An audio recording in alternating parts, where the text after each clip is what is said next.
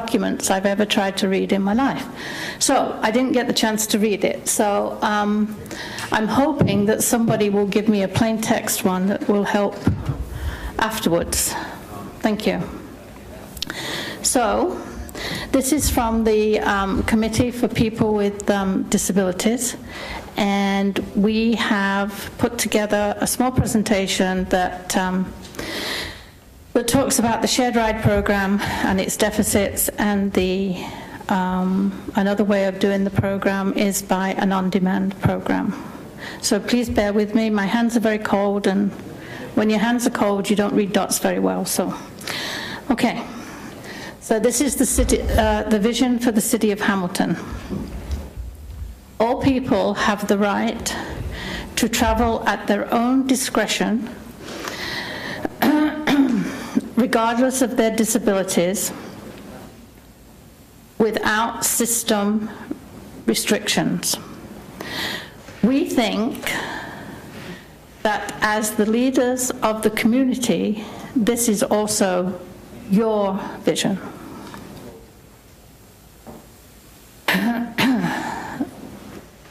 The shared ride system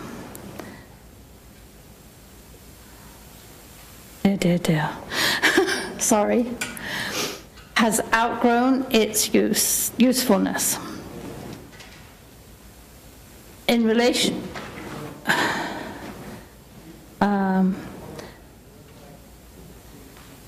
in reality, the 40-year-old shared ride program, please forgive me. No problem, Paul. Take your time, please. Operating since 1976, continues to restrict and eliminate a person's right to travel at their own discretion. So now an overview of the current situation. The current DARTS program is outdated.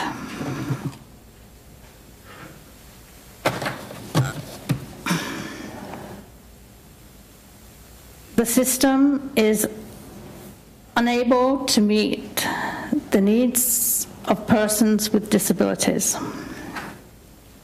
It is a shared ride system. The taxi system is an individual on-demand service, and the taxi fare should be in line with the DARTS program and fares. Current state. What have we now? We have to leave our lives a week in advance. We are hostages to the system. When we take a direct trip that is normally 15 minutes, it may take up to 2 hours to get to their destination, due to how many pickups on the way. A negotiated trip that has a 30-minute window, 15 minutes each side of negotiated time, and in most cases, passengers would wait longer than 15 minutes. We often miss appointments because DARTS takes too long to pick up and get us to our destinations.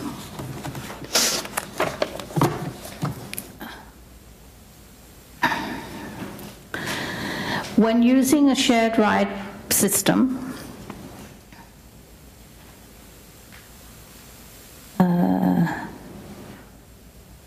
and knowing when you will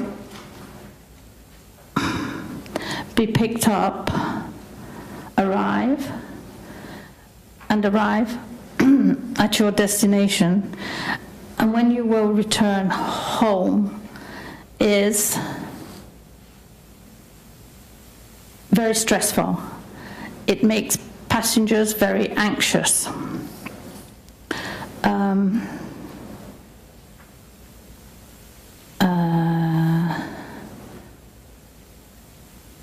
Those of us who use DARTS,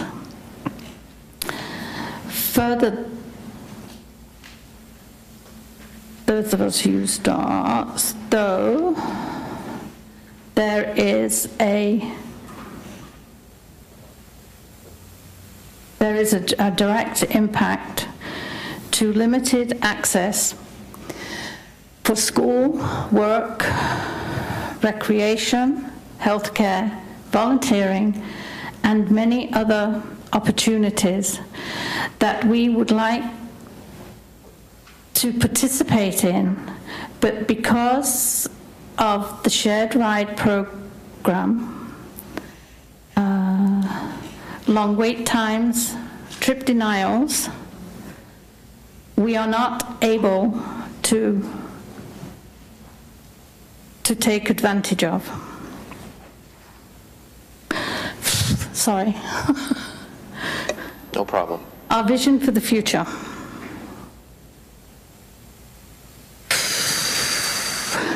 We believe that our vision is your vision.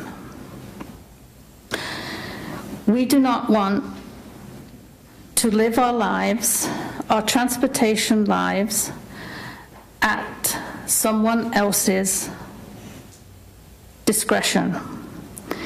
We must have, oh dear, I need somewhere to turn the pages.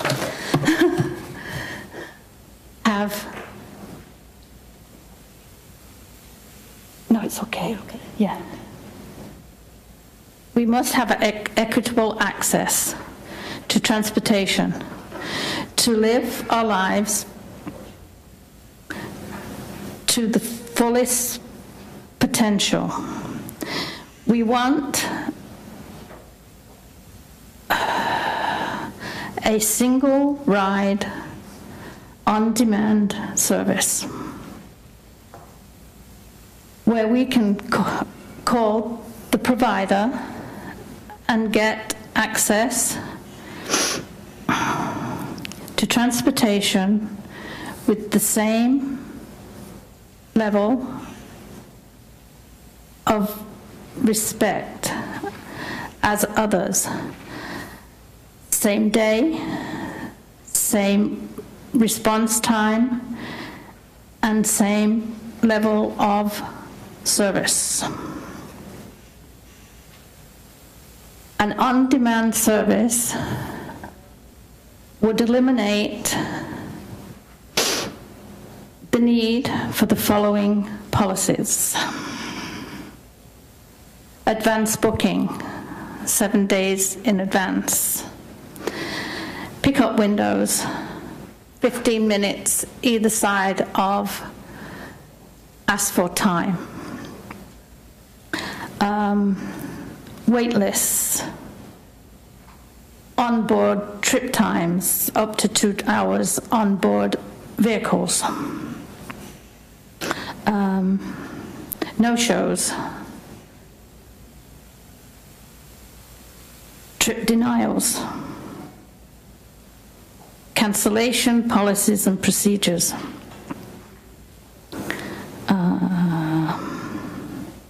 Eliminate most issues arising from human rights complaints.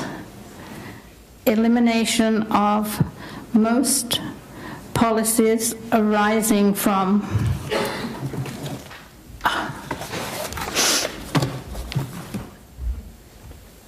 the human rights complaints settlement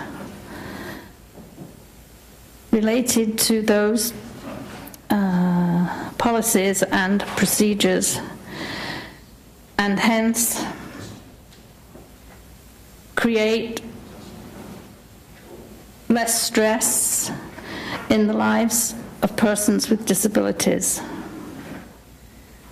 Benefits. It promotes efficiencies. Less complaints to manage at the council level. Decrease in negative media. Improved savings to the base, to the tax base, which is where we gave you the chart. In an individual ride,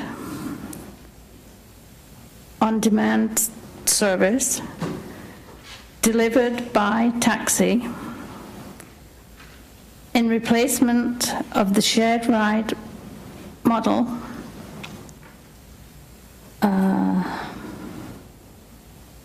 in whole or in part. Hence, the on-demand can bring more opportunities to the community regarding employment, improving lives of people with disabilities by giving them their independence, including their families and their friends, by not having to ask them for rides.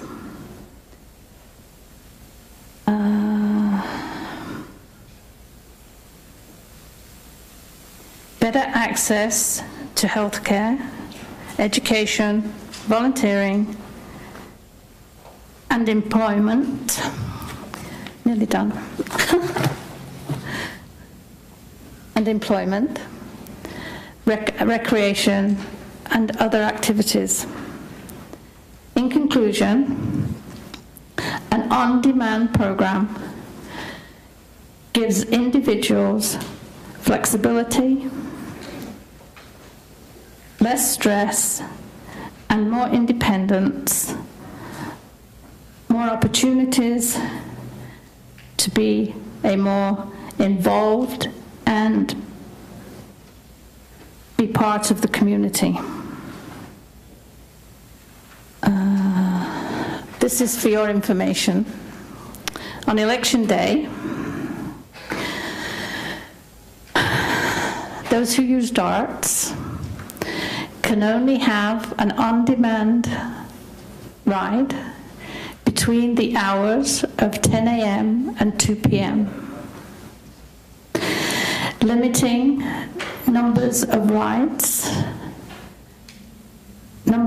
availability, plus limiting time for those who want to vote.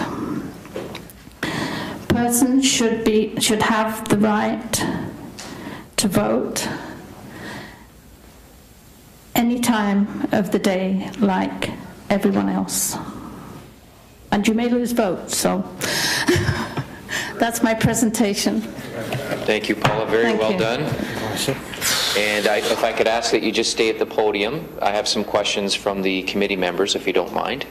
And I have Councillors Marula and Whitehead on my list. Councillor Marula, please.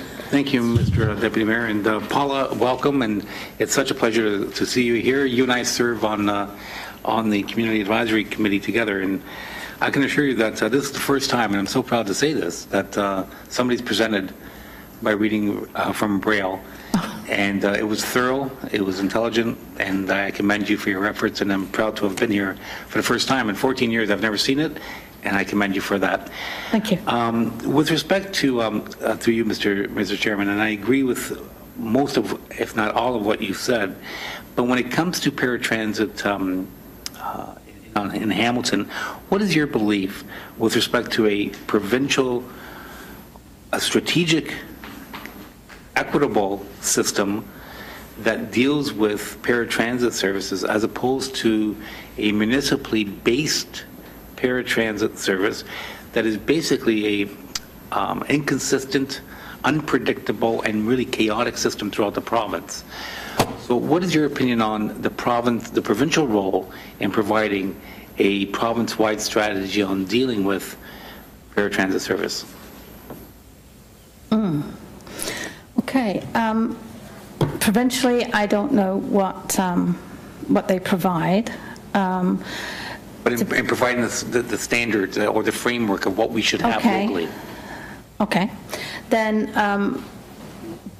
they should change the way they do it, because Hamilton does its best with a shared ride program, and I know a lot of places don't have shared ride programs, but the province has no idea how big municipalities are. So when they put together policies and procedures for a shared ride program, they are just doing it on an average, I would think, average knowledge. Shared ride programs should not be run by the province. They should be run by the municipalities. I think that each municipality should have its own rules and regulations so that they can meet the needs of the people who they serve. And to you, Mr. Chairman, with respect to the fact that 80% of the passengers are accessing provincial services, whether it be education, dialysis, or other medical appointments, what's your belief in this fact that the province is truly, it's just another form of downloading where we're allowing a regressive nature of taxation at the household level, per household, be impacted from what should be paid for in a more progressive manner province-wide? I guess when you put it like that, then maybe the province should pay for the whole thing. I don't know. I know I'm a taxpayer myself, and I know how much this program costs. So when it comes to dialysis and any medical, maybe the province should be picking up the tab for those kind of things. And that's just one envelope. That's not even Yes. part of the 20 to 40%, depending on the boards and agencies, of our operating budget that we have to be challenged with on an annual basis. So it's something that I did need to bring out, and I really appreciate your time, Paula. Your work on the committee and in the community is something that's not going unnoticed, and I commend you and I applaud your efforts. And I thank you, Mr. Deputy Mayor, for the time. Thank you, Councillor. Paula, if I can just ask you to stay there for just a couple more moments. I do have Councillor Whitehead on my list. Councillor Whitehead? Thank you, Paula, and I equally echo the comments from the previous speaker. It's great to see individuals come forward and through the challenges articulate their concerns and their positions, so thank you very much for that.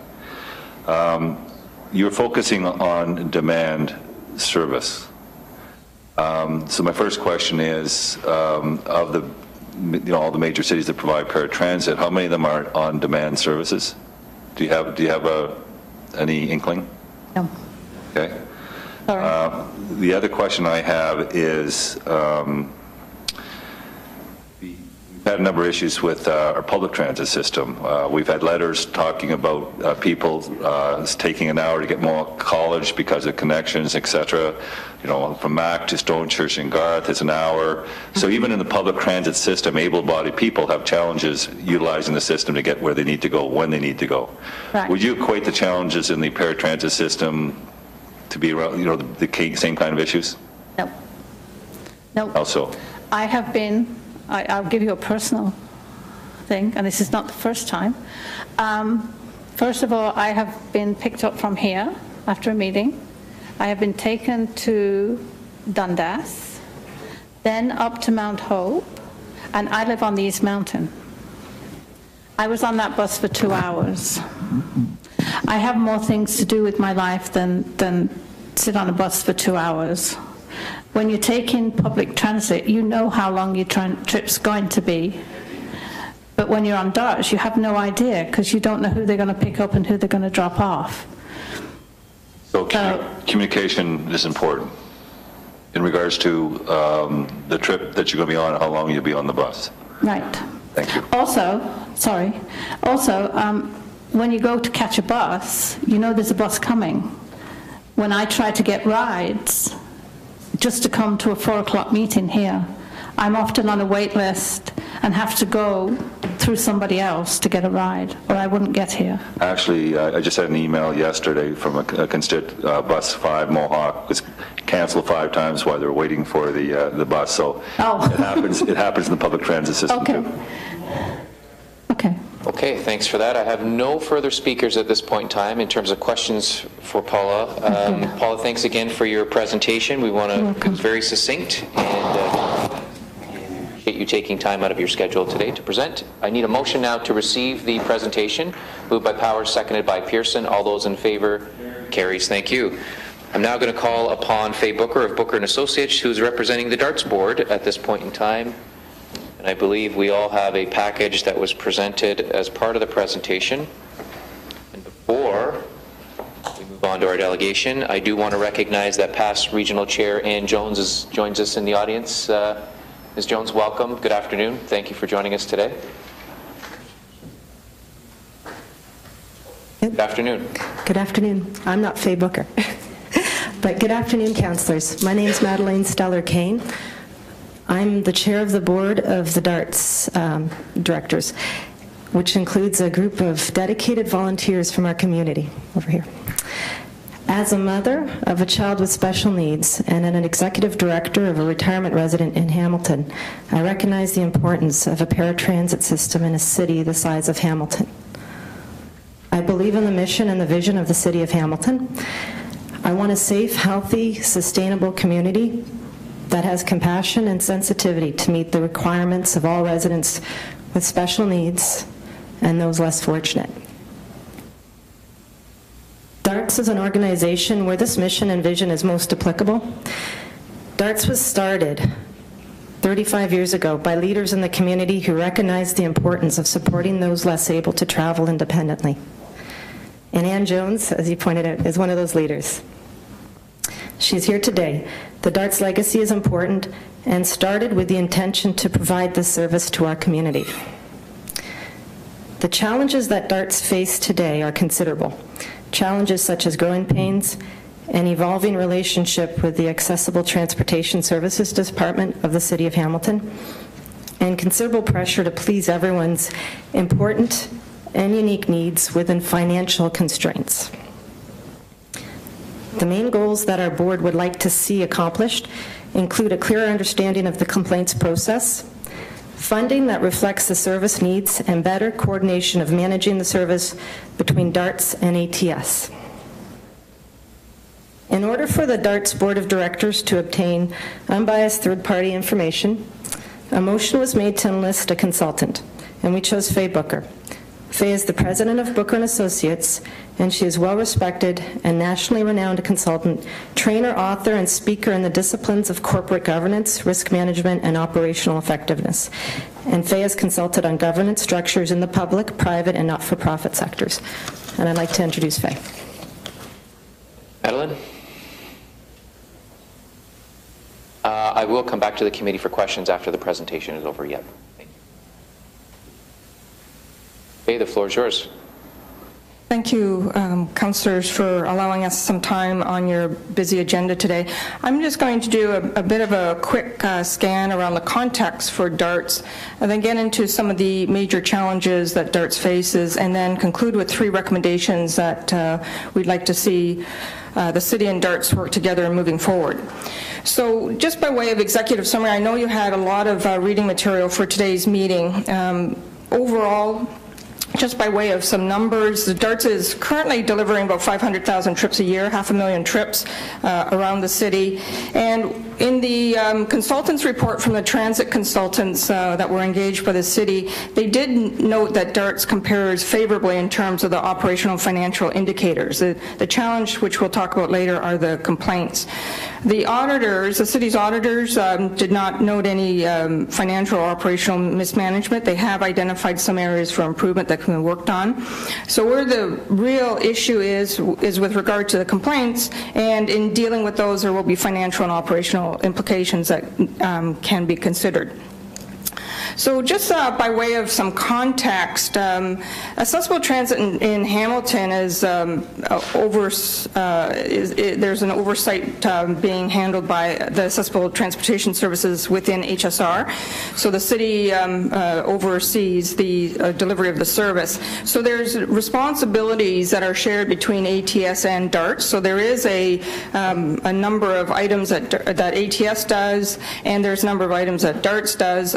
So it is a shared service model between the city and the not-for-profit organization.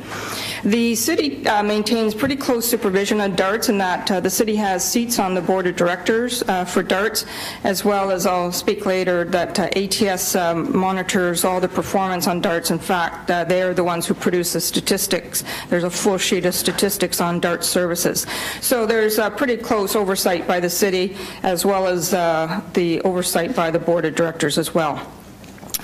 So in terms of the service, it's a very specialized hands-on transit service. It's obviously not a fixed route service. It is hands-on in that many of the users of the service require assistance for onboarding and offboarding, and they're not able to use the fixed ride service.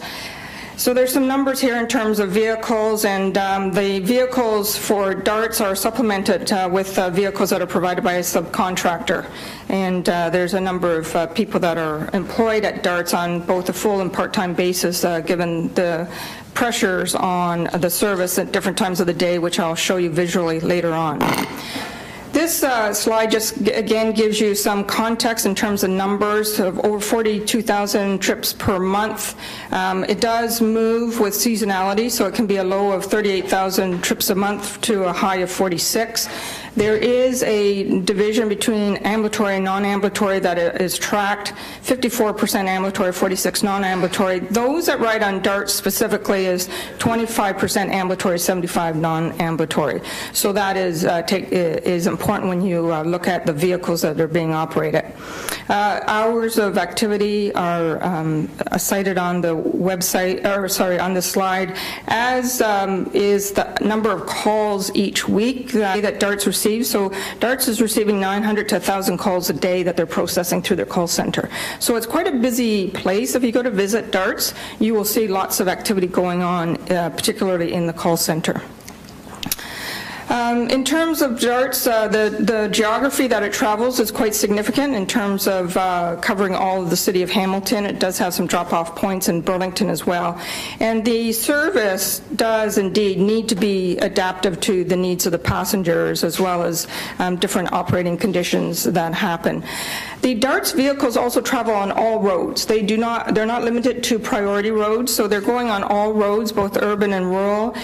Some of those roads are cleared of snow in the wintertime, and some aren't. So that's one of the challenges that we'll talk about in terms of the day-to-day issues that the organization faces during the seasonality and in trying to achieve some of the metrics that are set by the city. I speak here about the impact that it does, and Paula did a great presentation in terms of the impact that the service has on people's daily lives, as well as on the programs themselves. So people are very much dependent on this service, and I think that needs to be really appreciated. The shared responsibility model that's in place right now between the city and DARTS does create some confusion. People are uncertain, who do I call? Who do I call for this? Who do I call for reservations? Call for eligibility, who do I call for orientation? So it does create some inefficiencies in handling daily activities.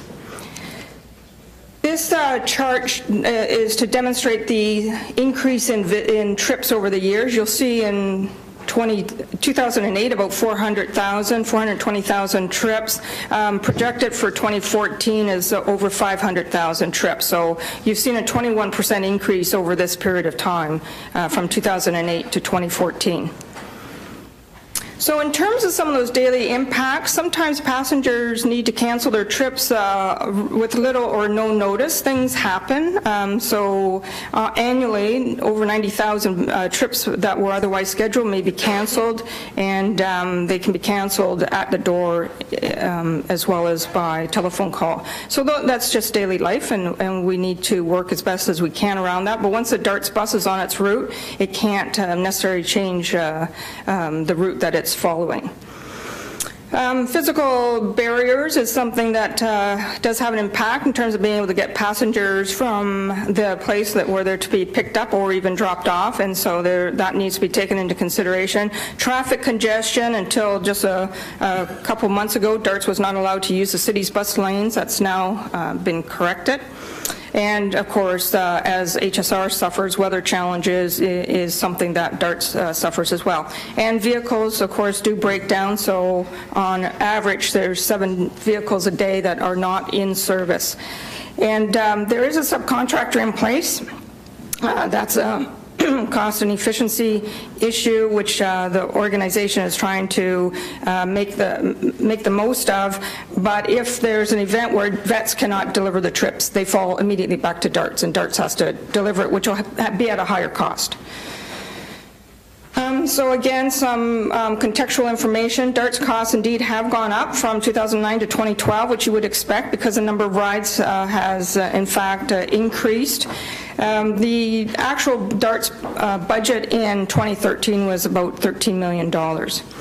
And so costs should increase over the period of time that we were looking at. I know the committee members received some information back in August of last year that looked at some of the cost increases that seemed to look large, but when you put them in context of the increase in terms of the numbers of trips, the increase in the number of hours that the DARTS organization has to deliver, as well as a transfer of responsibilities from the city to DARTS, the actual increase in the costs make sense. And when you compare that to the costs in city transit, DARTS is within the actual costs that you've experienced at the city as well.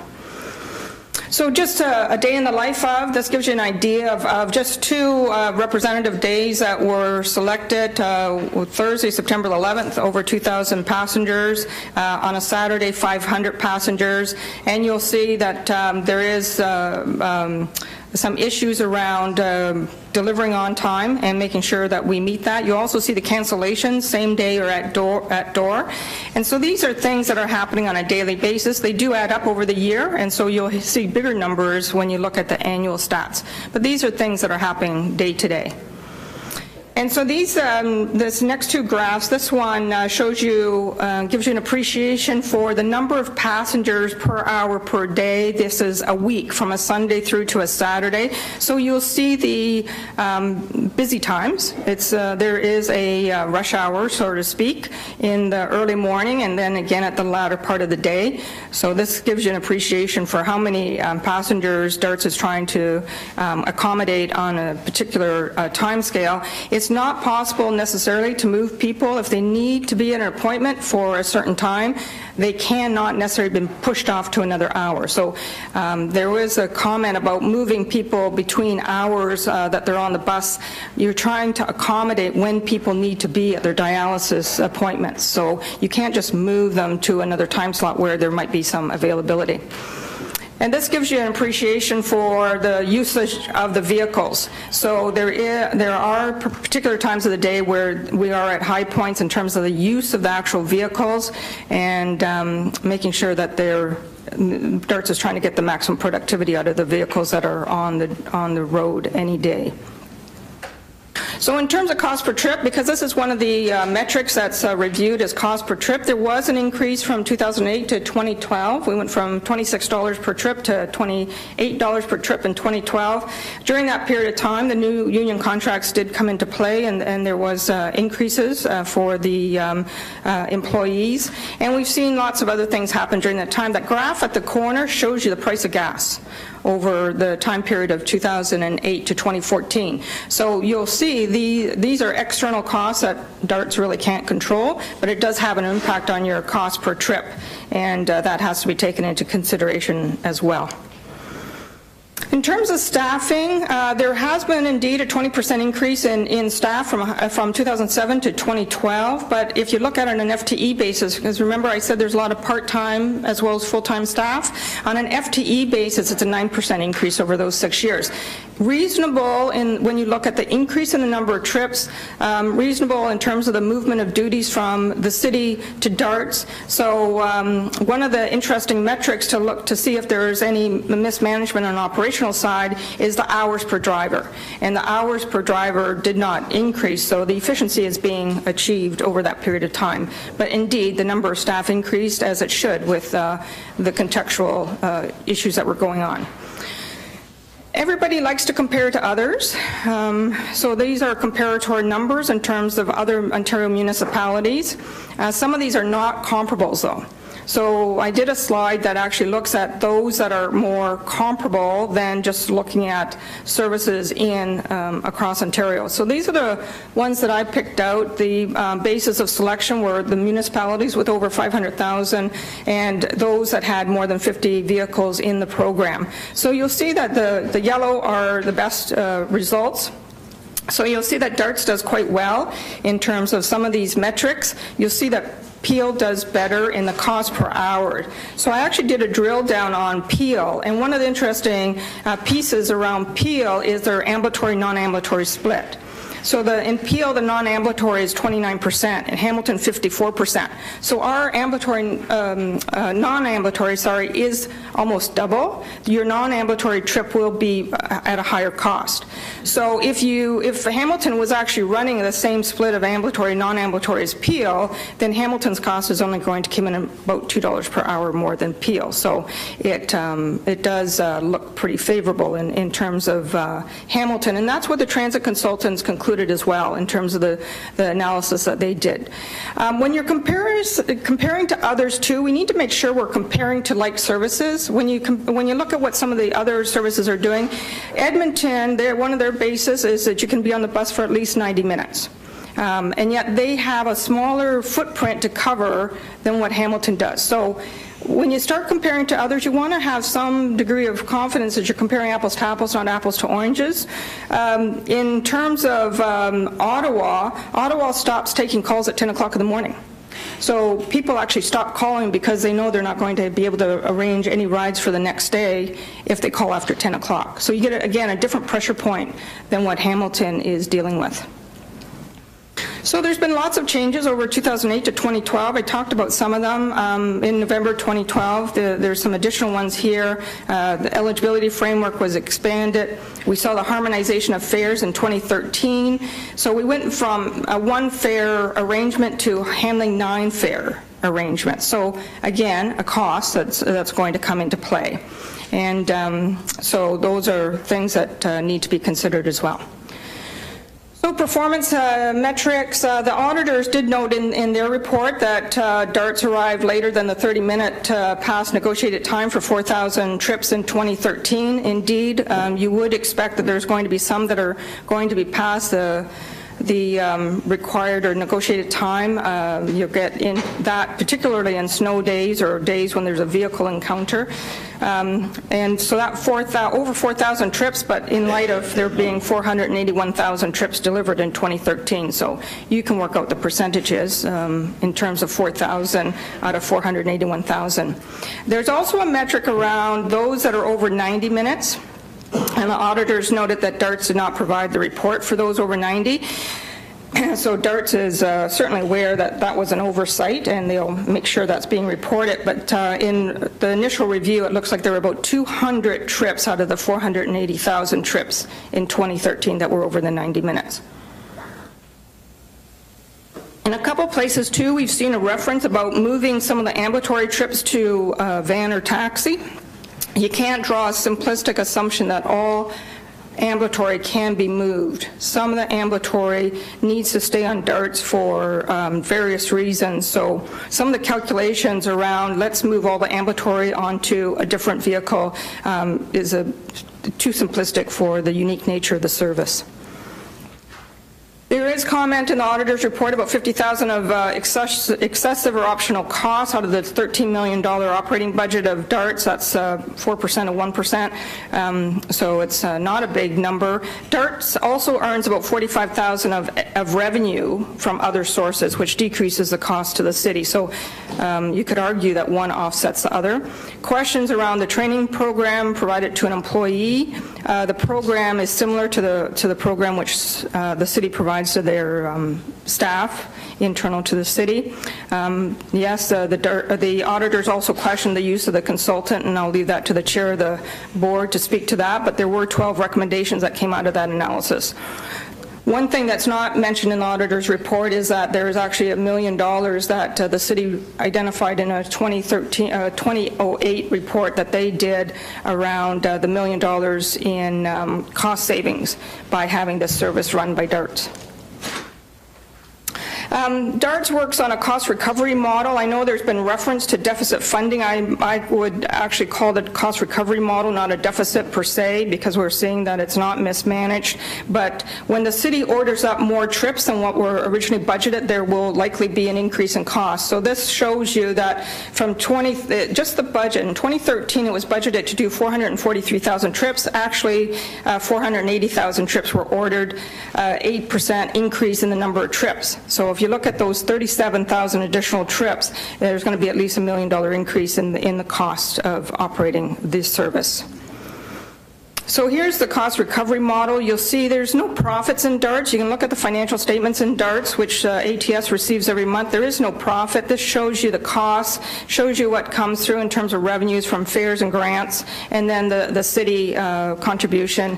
And 2013 is the $230,000 loss, which I know you've got a report in front of you from staff to deal with today. So that's the context, that's the pressure points, that's the how the service is being operated and the financial parts of the service. The recommendations that we make, there's three key recommendations that we are doing, and we're doing this in the context that there is an increase in the need for this service. There's all sorts of different factors to that. We've seen the AODA requirements, but we also know we have an aging population, so the service is going to be in more demand yet again. All of us, the good news is we're all living longer. Some people say that's bad news too, but yeah. So there is going to be a greater demand for the service as we move forward. So we actually make three recommendations: an improved process for the intake of registrants and handling of complaints, an improved budget relationship with the city, and recalibration of some of the performance metrics. So here's the complaints numbers. So we're not hiding this. This is right out there in terms of the complaints. There is a complaint management system, and the auditors did note in their report that this was not necessarily directly included in the scope of their review, but that the system as it's currently in place does need to be reviewed. You saw the increase. This graph shows you the complaints per month. There is some correlation between some of the complaints and some of the technology changes. In 2012, DARTS changed its phone system. It was not a successful phone conversion, and so we saw a huge peak in complaints in September 2012, and you'll see a leveling off in December of 2012. Right now, DARTS is working on three internet options. One is for riders to actually book trips. One is for programs. The dialysis programs, for example, can look to see where buses are and know when buses are due to come to pick up people who are completing their dialysis service. And so DARTS can speak to those particular technology tools that are being implemented, but some of that is to deal with the call volume and to deal with the complaints. In 2014, the graph is 2012. In 2014, I can tell you that the three months with the largest complaints were the January to March 2014 period, and we can all think of snow and cold in January to March 2014, which we had not seen for many years. So these are the type of complaints that we see. This is January to June 2013, the top 6, and so you'll see pickup drop-off outside window is the #1 complaint. Staff conduct is the next one, about half the size in terms of numbers. So these are absolutely, it's pickup drop-off. So if you're 10 minutes late with the first visit or first trip, that's just going to incrementally increase as you go through the route for that particular trip. In terms of complaints, DARTS is supposed to investigate. ATS receives the complaints. ATS sends the complaints to DARTS. DARTS is to investigate The DARTS then sends a reason for the issue to ATS. ATS is then to contact the complainant. So there's some questions around the recording and nature of complaints. Number one, can we have a more efficient process? Number two, we need some definition around complaints, and we need to be clear on the consistency of recording complaints, and make sure that we are recording complaints in terms of are they appropriate to DARTS or to other situations. So DARTS recently did a review of some of the people who had complaints. So they actually recently contacted 354 people to follow up on complaints, and out of those, 83% are currently happy with the service. So it does show that the majority, in fact, have had their issue dealt with, and they're now happy with the service being provided. So I think that was a great idea on DARTS' part to be able to contact the complainants, although that's not normally allowed in the process. We also need to have some discussions around the severity of complaints. There is a difference in terms of serious complaints and what you might call personal preference complaints, and so there should actually be some idea of what is the level of severity of the complaints and the basis for the complaints, so that we can actually focus the time and attention on the things that are really having an impact on the people that are using the service. So the transit consultants looked at complaints as well. They said that nobody else has this number of metrics that are in place for DARTS in the contract. Right now the contract says no more than 30 complaints per month, and none of the other services said that they would agree to 30 complaints per month, that it doesn't make sense to have a static measure throughout the course of the year, that it's not the right way to actually measure complaints. So the other services were not in agreement with the way that City of Hamilton currently measures DARTS in that manner.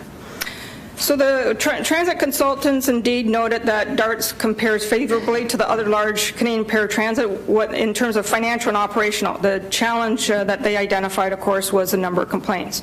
So these three do go together: complaints, finances, and operations. So they have a correlation in terms of those three items. You will not be able to pick them apart.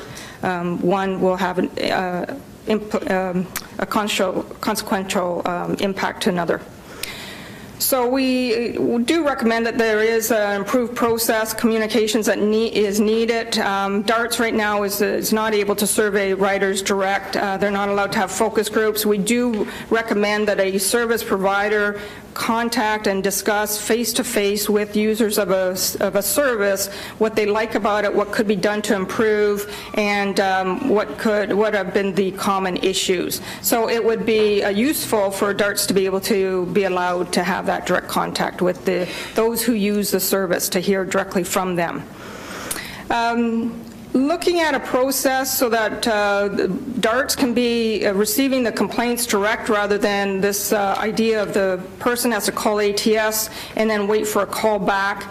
If we could have a process by which DARTS receives the complaints, follows up on it, and informs the complainant as quickly as possible in terms of what the issue is, and then provide still provide the statistics on complaints and the nature on complaints. In the event that the complainant is still not satisfied with DARTS response, we would recommend that indeed that be escalated to ATS. So that's a bit of a recommendation that we have. Orientation, right now ATS handles orientation. It would be, our recommendation is for DARTS and ATS to work in partnership on orientation. DARTS drives the person to the orientation anyways. It'd be nice if it was seen that DARTS and ATS is actually working in partnership and do that orientation together. Budget relationship is other one that we've recommended that there be improvements in terms of how the budget is put together, how it's reviewed with the city, and how the contract is actually negotiated. The DARTS is $12 million compared to the city's $2 billion annual operating budget. So DARTS has a large budget, but we understand within the scheme of the city's overall pressures, DARTS is not a huge piece of that. So we need some clarity on how the budget relationship works. The auditors pinpointed a $15,000 item that DARTS had actually bought an air conditioner to cool down the server before it blew up from being overheated, that had to be pre-approved by the city. So the contract right now says major capital. I would not have put $15,000 spend as major. I would have treated it as minor. So we need some clarification in terms of what is major versus what's minor. What is DARTS able to do on their own? What needs to be approved? Right now, DARTS would like to move forward with a brochure for the riders. That's on hold until the city has time to approve it. So there are a lot of things that can't get done because the contract basically gives DARTS no authority to do anything. So DARTS right now is being supervised. We would equate it to it's being supervised like a city department, but there's 17 performance metrics that they're being monitored under, and so and yet DARTS has a volunteer board in place. So I think we need some clarification around accountabilities in terms of that contractual relationship. And then the last piece I'm going to speak to is the metrics. So there are 17 performance metrics in place. Some of them are daily, monthly, annually. They don't recognize the seasonality in the service or the impacts on the daily operation. And there can be some more informative ones that could replace or there's probably some that need to be gotten rid of. So the other piece that needs to be recognized is there's actually conflicts in some of these measures, trips per hour versus onboard time versus number of complaints. You can decrease your complaints by providing a lesser amount of time on the bus, but then you're not going to make the trip per hour requirement that the city sets. So there is some inherent conflict, negative tension in these metrics. So we need to recognize that the measures need to be more clear in terms of what are we trying to measure. This is one of the metrics that you have in place right now in terms of trips per hour, and you will see that on an annual basis. So right now, DARTS is supposed to make a 2.2 trip per hour metric, and you'll see that annually for 2013, DARTS indeed did do that. You will see on the second chart shows you the trips per hour on a monthly basis. There's 4 months which DARTS did not make the trip per hour metric, and so they're not supposed to be compensated for those months, but those months could be tough to make the 2.2. So it makes sense to monitor the metrics monthly, but compensate on an annual basis rather than right now it's compensation on a monthly basis. So the number of metrics are overwhelming already, and we know that the auditors are suggesting adding 4 more measures to the metrics. The consultants noted that the other systems do not track this number of metrics, and the services said that they have no reason to begin to do the tracking of some of these measures. So the consultants noted that there was probably too many in place. So some recommendations around changing some of the compensation basis, a recommendation around tracking complaints per 1,000 of trips rather than a static measure of 30 per month, and also have a discussion around the conflict that are in place already in those metrics. So it's obviously the city and DARTS does need to work in partnership as we go forward. This is a service that's in demand. The demands will only increase if you look at the nature of the community, and DARTS remains very committed to doing this, and I know, having met with the volunteer board, that all of the community members on the board are very committed to making DARTS service the community effectively. So I thank you for your time. Thank you for your presentation, Faye and Madeline.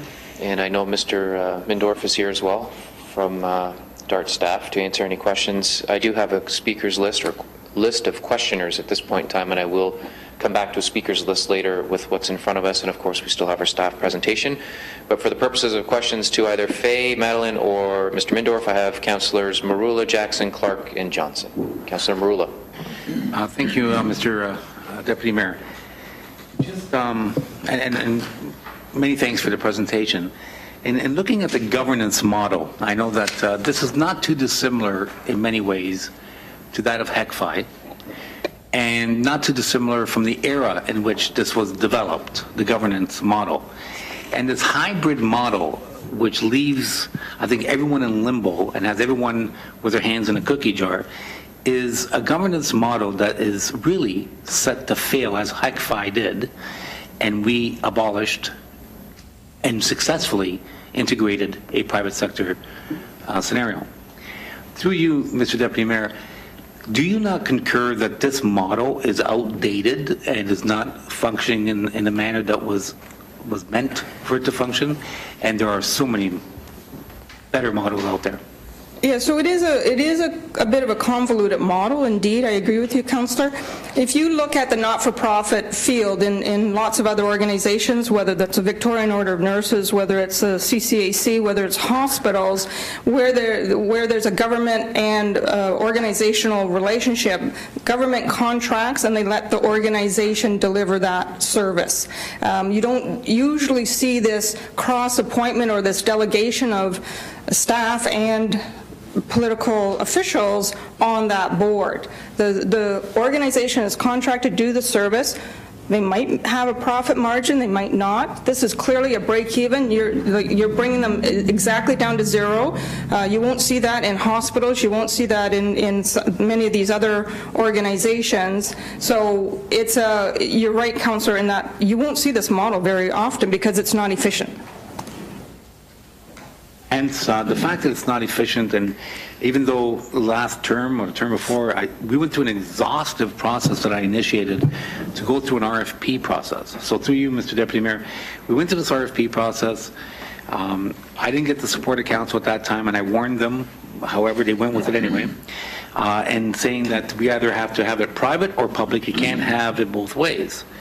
So they went with the bottom line scenario, and every year since then, they overspent their budget. So when you look at what the public sector and the private sector was offering, it would have been far better, bottom line wise, than what this particular proponent offered, because every year they're over budget.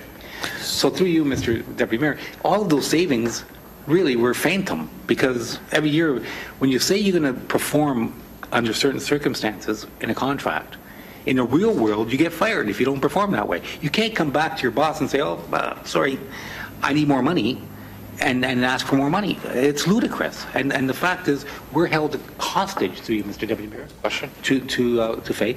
We're held hostage because obviously we're dealing with some of the most vulnerable people in the world. So how do we rationalize that to the public? And how haven't we fired them already?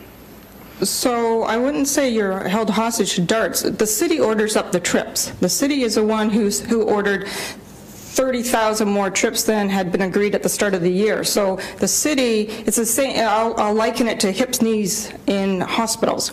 The hospitals are funded for hips and knees, and depending on how many hips and knees are done at the end of the year, they might get additional funding if they do more than were originally expected to be done for the year. So a service is being provided at a higher quantity than was ordered by the buyer of the service. Okay, on that point, just so it's not, so excuse me, the organization's not over budget. That's why I showed on the one slide, if you order up 30,000 more trips at $25 a trip, there's an increase in cost. I know the characterization has been deficit funding. It's not a correct characterization of the funding model. Questions? Deputy Mayor, to staff on that item for clarification purposes. We will come at the appropriate time. At the appropriate time, we'll just come so back I can to you, give them the heads up on it, because we need to dwell on that one issue, because you're claiming that it's not an over budget. I think staff may have a different interpretation of that. We'll get to that point at the appropriate time. Now, through you, Mr. Mayor or Deputy Mayor, when we have a convoluted system, as you've already acknowledged, and one that's inefficient, as you already acknowledged, and we have all these different numbers to deal with, either managing the clients or contacts from the city or the sub-out service. Should we not have just one number, one centralized system, as opposed to this convoluted, inefficient model that you've described? Well, I think you can certainly examine different models. I don't know if there's a predisposition to already go to one model, but I think you can go to a different model and look at the not-for-profit world and why many services are delivered by not-for-profit organizations, because they're not profiting. They're doing it as the most cost-effective basis possible, and they're doing it with a lot of passion for the service. So sure, we can, certainly there's lots of examples in the not-for-profit world in delivering services to the community. To you, Mr. Deputy Mayor, if we could go to, and I've always been a proponent of bringing it in-house, so making it a public service as HSR. But through you, based on that premise, through you, Mr. Deputy Mayor, if we could go to a for-profit model, but yet deliver a better service that don't come to us cap in hand every year, would that not be in the best interest of the taxpayer? I still would say if you don't want them to come with cap in hand, you have to stop ordering up more trips than what you ordered at the beginning of the year. Right. So you're driving the costs. The city's driving the costs. It's not DARTS is driving, the city is driving the costs. So I'm trying to understand where the cost is being incurred. So every time you order up another trip, so if you call a taxi for trip number 6 when you only ordered 5, it will cost you more. So that allegation that the city is driving the cost up is something that we need to clarify. But when we have a hybrid system and we have a specification and a contract, if the contract is being met based on the specifications of the RFP, then that's what should be communicated to us, not the fact that you're over budget. Why then would you suggest that our staff is misleading us? I'm not saying your staff's misleading you. Well, you're saying that it's not an over budget, then that's, no, we're creating the over budget. I characterize it as a cost recovery model is what it is. I think at the appropriate time, that's going to be the crux of what I need as an answer today. Clearly what we've seen through you, Mr. Deputy Mayor, we've seen an increase of complaints, we've seen an increase of budget, and we've seen a hybrid model that just has failed. It's outdated, it's inefficient, as you've mentioned, and we need to move forward and basically implode it and start from scratch. So I'll put you back on the speaker's list when staff. One other thing, at the appropriate time at the end of this meeting, I'd like to move that we defer this to 2015 for a thorough process and consultation as well. So I'll do that as well. Thank you. I have Councillor Jackson next for questions. Councillor Clark, Johnson, and Whitehead. Councillor Jackson. Thanks, Mr. Deputy Mayor, and you're allowing latitude for me to go to the General Manager, Mark Mindorf. Thank you. Faith, thank you for a very thorough presentation from your consultant's standpoint. And this is over and above what our internal auditor and PACRAC did, correct, Faye, what you did? What you presented us today? Yes, this was under contract by the Board of Directors of DARTS. Very good. So 2 questions quickly, Mr. Deputy Mayor, for Faye, and then I've got 4 quick ones for Mark Mindorf. Faye, eligibility complaint process, does it have any access to our city's language line that you're aware of for DARTS with the multicultural nature of our community? I didn't pick up on that in anything I read, Mr. Deputy Mayor, through the complaints go to the city. Okay. All right. So is that a question I need to ask staff then? City staff? Yes. Okay. And again, Mr. Deputy Mayor, I don't want to see any deflection, diversion, if at all possible. I'm just trying to get an answer here, and I hear Faye say a couple of times that city staff that have to answer that, and that's fine then. I'll save that for city staff, like Councillor Marula's couple of questions. How about on-demand service then, Faye? Would on-demand service shorten the wait time for people at procedural treatments like dialysis and need to return home as soon as possible? Can you answer that, or should I leave that for someone else? No. If you introduce an on-demand service, there, and as I said, as you change the program and the service, you can do that to achieve a reduction in complaints. There will be implications to your financial and operational metrics. So yes, and you can do an on-demand service, just you have to look at the domino effect that has. So look at more of the realistic nature of what that budget might be to meet that demand. Yes, you'd have to do an analysis of that, yes. Okay, thank you, Faye. Yes. 4 quick questions, Mr. Deputy Mayor, to Mr. Mindorf. Mark, what is, I've read it in here, the term call return. Can you explain to me, please, what's call return? Call returns are traditionally or have been in place since long before I've been involved in the organization. What it involves is it takes into account the variable length of a medical appointment. And so the passenger, when they finish the appointment, calls DARTS, and it's kind of like a will call, and it is on demand. It is a kind of on-demand trip. And so we schedule the trip, and we have some performance requirements to pick them up within 45 minutes. But often the call returns are at peak periods at 4 o'clock, and that slides to more like an hour and a half. So, Mark, these are unscheduled trips. In other words, somebody's finished a medical appointment at 4, needs a ride home, but it was unscheduled, and that's what falls under the definition, Mr. Deputy Mayor, of call return? Yes. Lately, to try to improve performance, we have been scheduling call returns automatically for the passengers to try to insert a ride for the person, even though they are not requesting it. And we don't treat it as a cancellation necessarily if they miss the point, but at least it opens up a spot. Otherwise, at peak times, I have no service available, so service becomes available an hour and a half later, and so it is an awful long time to wait. Okay. Thank you. Second question of 4 for Mark. 37,000 extra trips requested in 13. So, Mark, help me understand. 37,000 extra trips that you didn't budget for. When you get those, you, management, and your board are at a crossroads. You either try to meet and accommodate some or all of the 37,000, or you say no to some or all of them, conscious of your approved budget, versus accommodating the 37,000 extra, but that will cause a pressure like you have today, needing $225,000 more dollars. Mr. Deputy Mayor, through to Mark for a comment. Yes. The expansion of the service is such a rate that we were issued a fixed budget at the beginning of the year, and we had an agreement with ATS to be paid a certain amount per extra trip. And the issue is, at the beginning of the year, we tried to calculate or budget what that extra amount would be. And it's been adjusted through the year, which is something the auditors will speak to. But it was meant for us to recover all of our costs in an orderly fashion based on the increase in demand. So we were compensated for those trips. The issue is, what was the cost per trip?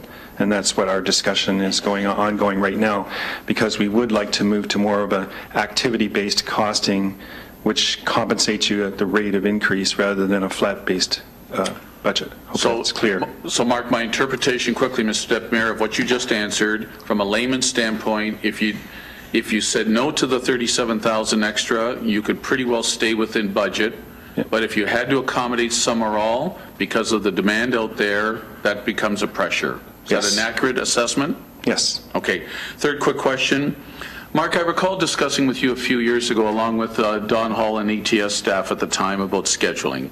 And I think there was a mutual agreement, and I'll stand to be corrected if I'm misquoting, from all sides saying, hand over scheduling to DARTS, and DARTS will be more efficient, and DARTS saying, you know what, with scheduling, it'll be less complicated, it's out of ATS's hands, give us more authority, and we'll make this system smoother and better. What's happened, Mark? If I recall, that was a mutually agreed on scenario between ATS under HSR and DARTS. Mr. Deputy Mayor Thuda, for a comment from Mark, please. I think if you review the documents when the advice to council to move scheduling back to DARTS and subsequent reservations, these were made based on issues of the day.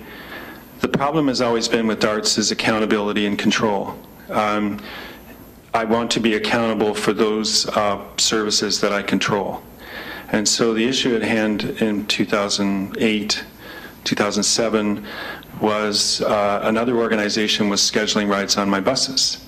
So it's very difficult to hold DARTS accountable for scheduling issues if another organization is scheduling buses. So the city, to deal with the accountability issue, handed scheduling back to DARTS. Of course, the frustration of trying to get your buses where they're supposed to be with someone else scheduling buses, of course I approved of the scheduling coming back to DARTS. In the case of reservations, that was the AODA requiring the service to open up to 5 in the morning till 2 in the morning. That would have caused HSR to change its staffing, as the city is basically 8 to 4. We were open anyway, and so it made sense to move the reservations back. We also had an issue with the handover close to the day of service. We would necessarily have to take over reservations on the day of service because we're basically getting ready to deliver those trips. So the passengers would have to call 2 numbers. If you wanted to ride 3 to 7 days before, you called ATS. If you wanted to ride the day before the day's service, you called DARTS. So that also simplified the process by bringing reservations back. Okay. So those were 2, and the documents are public record. Okay, but Mark, my point, thank you, Mark, for explaining the history, Mr. Deputy Mayor, quickly.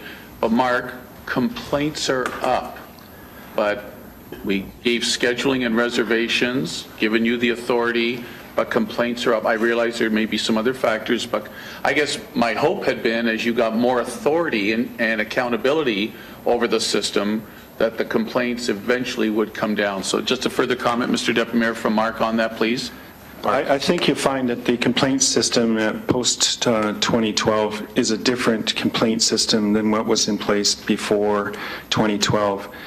You need to recalibrate the complaint system to, as was mentioned in the presentation, to it's much more sensitive. It's a different organization taking complaints. You know, arguably there's a bit of a conflict of interest if you're collecting complaints on your own operation. It's not that way now. So I think going forward, we'll see the ebb and flow of complaints based on service issues, traffic, snow, weather, and we're working to try to reduce those as we understand process issues that we can improve. Thank you, Mark. Last question on staff conduct and service on slide 28 that Faye put up. Second highest complaints for 6 months last year was 99 for staff conduct and service.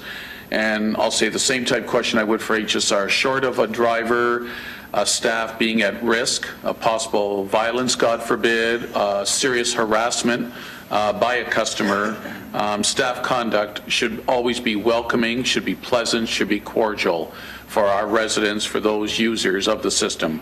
Why was staff conduct? Maybe some explanation, Mark, on the type of complaints and what you're doing about it, Mr. Deputy Mayor. Through to Mark. In any kind of process where there's the public access points are where the complaints are going to appear.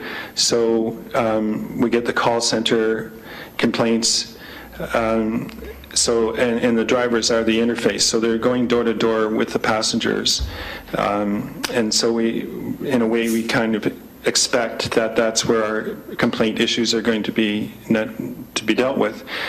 Certainly, when we get the complaint from ATS, we investigate it. We have the cameras on the bus. We move very quickly to deal with it. And by and large, I think you'll find of all the process issues that DARTS has, there's a great affinity between the passengers and the drivers. Mr. Deputy Mayor, thank you. Mark, I appreciate the sincerity of your responses. Mr. Deputy Mayor, I'll have a few comments after all your questioners are done. Thank you. Thank you, Councillor. I have Councillor Clark next on my list. Thank you, Mr. Chairman. Can I just get clarification of Ms. Booker? Is she employed by DARTS or is she under contract with DARTS? Under a contract with DARTS. And the terms of reference for that contract, what was that? So the terms of reference was to review the report that had been conducted by ATS in August of 2012 and do an independent review on behalf, 2013, do an independent review on behalf of the Board of Directors at DARTS and identify if there was any items that could be done differently to improve and to understand also the metrics that were being reported by ATS, and then also to look at the audit process that the city had ordered up and the resultant reports from the city's auditors. And what were you paid for that service? I know in 2013, the auditors note that we were compensated $7,000. $7,900. And that's all you were paid? You weren't paid anything? Well, that was in 2013. In 2014, there's been additional services provided. What it was, I don't know, but I can find out and report that, yes. Minister Mindorf, help me with what the costs are? Mark, in terms of the consulting services that have been provided in 14? I don't have her invoice yet. It's ongoing. Okay. Councillor Clark. Thank you. With regards to the 90-minute rides and the reports that were not presented to ATS, why is that? Why weren't the reports for 2013 compiled and presented? The actual reports are created by ATS, and I think it's just an oversight that we have not recorded. The process is that ATS can monitor the systems and determine late rides and complaints. I think what's happened here is it's just been an oversight which we could plan to correct. A monthly oversight, Mr. Chairman? Every single month for 2013, there was no report. There was actually no request for the report, and it's just something that's there's 17 parameters already being reported on. I'm sure if there had been a request prior to this, we would have acted on it. But we plan to act on it since it's been raised. So given that it's not here now, is there anything stopping us from getting that report as an addendum to this report? I think the process is to investigate the 90-minute lates, and that would take some time. To actually go and see what was the reason for that ride. Was it an accident? Was it a flat tire? Was it another passenger issue? So the investigation does take some time. So the question was, can it be forwarded at some point in time to the city? Yes. Yes. Definitely. The answer is yes. Thank you, Mr. Chairman. Sorry. Can I don't recall, and forgive me, I don't have it handy, but what is the deficit for DARTS that we're talking about from 2013, the exact number? It's in the city staff report. I don't want to round it to 225,000. You asked for the specific amount? 125,000? No, it's... And so it's the position that the $225,000 deficit is because of an increase in ridership. Yes. Sorry, the exact number from the staff report is $225,993. I think the staff report will identify the budget overruns in their presentation from staff. Yes, I have that, and I have a $98,000 overrun on computer maintenance and miscellaneous. I have a $75,000 overrun on legal and audit. I have a $22,900 van leases that were signed 2 years ago and were finally put in the budget as an actual expenditure. And I have $27,000 overrun on radio. I'm excluding from that special trips and operational salaries because that's really where the cost for providing the services to additional. That comes to a grand total of $224,000. So if you'd lived within your budget on those expenditures, we wouldn't have a deficit. With respect, the costing of trips would cover those expenditures. So the issue is that what you're looking at are the expenditure side and not the missing revenue side. No, what I'm looking at with respect, Mr. Chairman, is the budget versus the actual. Your budget, for example, on computer maintenance was $92,000. You spent $190,000. The budget for legal and audit was $50,000. You spent $126,000. The van leases didn't have a budget. You spent $22,000. Communications for radio was $64,000. You spent $91,000. So I'm comparing budget to actual, right, which is what auditors do. And I'm looking at this and I see $224,000 of additional expenses over and above the budget. So had you lived within your budget, there wouldn't have been a deficit. The reason for the budgetary expenses are the overage and trips. The overage trips cost us more computer, more lawyers. It's the allocation.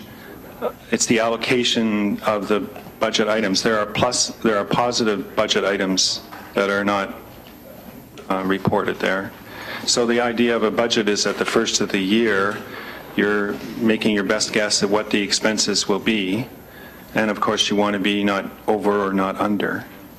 So in this case, we're bringing in a second year of operation on our own systems, and the budget, an actual long-term budget number is still in flux for systems, for instance. Yeah, I gave you that latitude because I excluded operational salaries and special trips. Everything else in here is discretionary expenditures, which you exceeded by $224,000. But be that as it may, there's a difference of an opinion. We heard that the $14,800 was for an air conditioner. The report says it was an air conditioner and metal boxes. Mailboxes, yes. How much was the air conditioner? About $6,000. $6,000.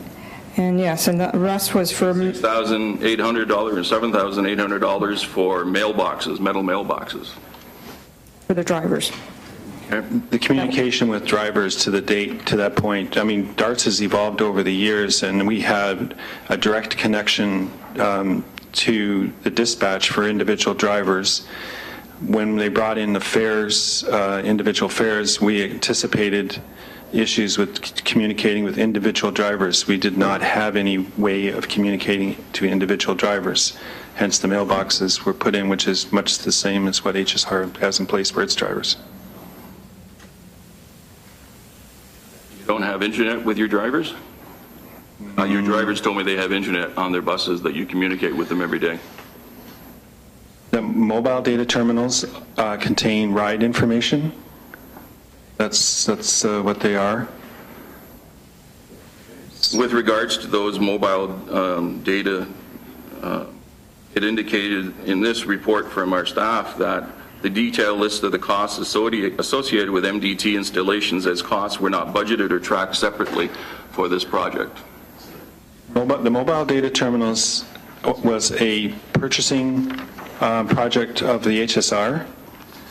What DARTS was responsible for was implementing. So the costs, the individual expenditures are with ATS. We were, that would be, basically the devices showed up at the door and we installed them. Okay, next question, Mr. Chairman. Someone within your organization was given $17,500. Mike, please. Your mic. Sorry. Someone within the organization was given $17,500 for high-end training. What was the training for? That was the final year of an MBA program for an employee. DARTS paid for an MBA program for an employee? Similar to the city's program. It's the same as the city's program in terms of funding. The process actually worked out that we used DARTS as a case study for most of the work. The issue, we moved with activity-based costing based on the training that we received through that program, which is recovered way more than the cost of the actual training. But respectfully, you're not for profit. You're not the city. I'm not clear on what's. I'm not saying there isn't a policy so that it was okay for you to spend that on one individual in your organization. We have a training program for the entire organization.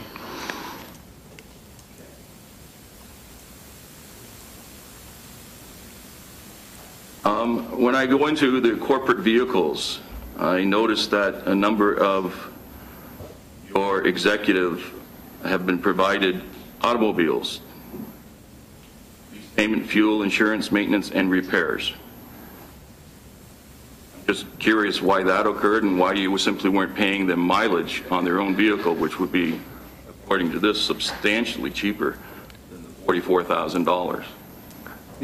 These vehicles are employee benefits, and we have an entirely different structure than the city in terms of employee benefits. If that's what the employee is wanting, it's taken into consideration with the wages paid to the employees. So a minute ago, you were following what the city does on training, but now you have your own program on benefits. Is that clear? Well, I'm saying if you're drawing exception to it, it's easier to compare it to the city. Okay. Can you explain to me why, according to this report, it was written into their contracts that in the event management corporate vehicles are no longer provided,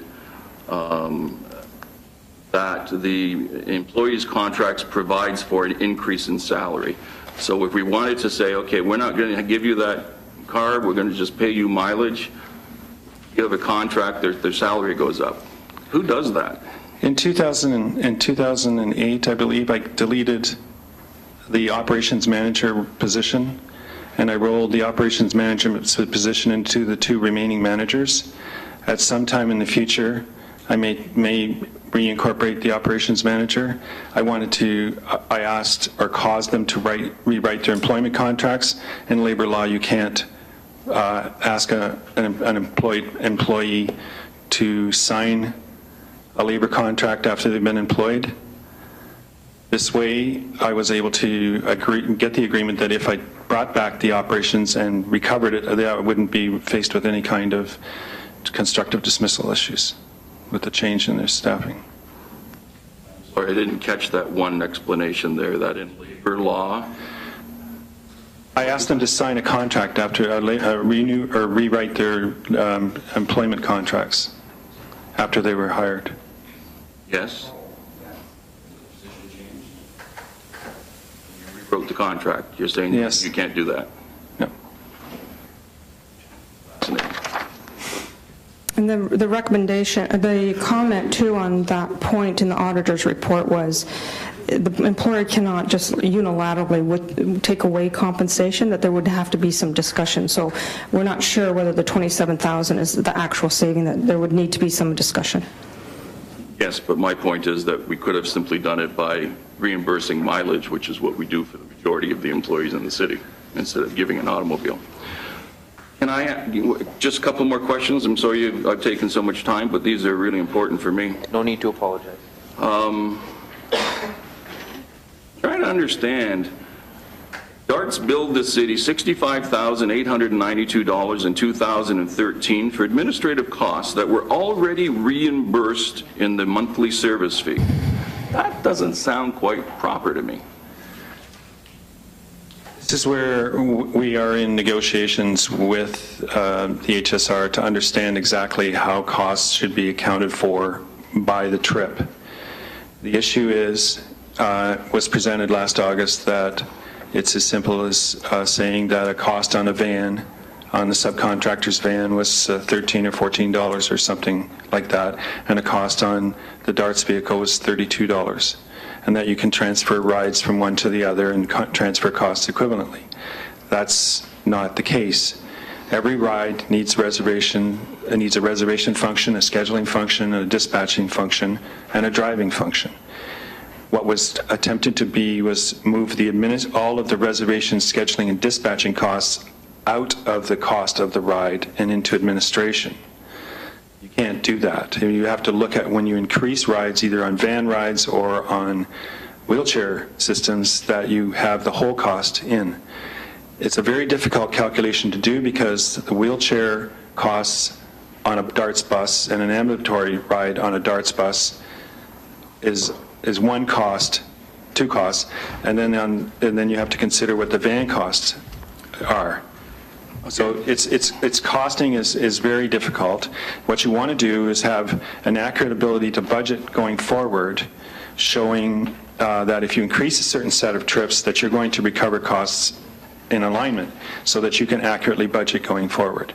and we're still negotiating that process. So we're moving from years ago a steady state budget that increased reasonably to one that's increasing dramatically because of the number of rides that are coming on annually. Everyone's looking for a way to accurately budget. Thank you, and most definitely. $65,892 in 2013 were the administrative costs, not the trip costs, administrative costs. What are they calling administrative? May I finish, please, Mr. Chairman? Thank you. That were already reimbursed in the monthly fee. So we were paying administrative costs in a monthly fee to DARTS that was agreed upon in the contract. And then, lo and behold, these funds, the $65,000, were used to offset administrative cost overruns and to pay for additional trips performed during months when DARTS did not meet its 2.2 trips per hour performance, thereby reducing the amount of the operating deficit reported for the 2013. So it kind of looks like you moved it from one account to another one to offset the deficit.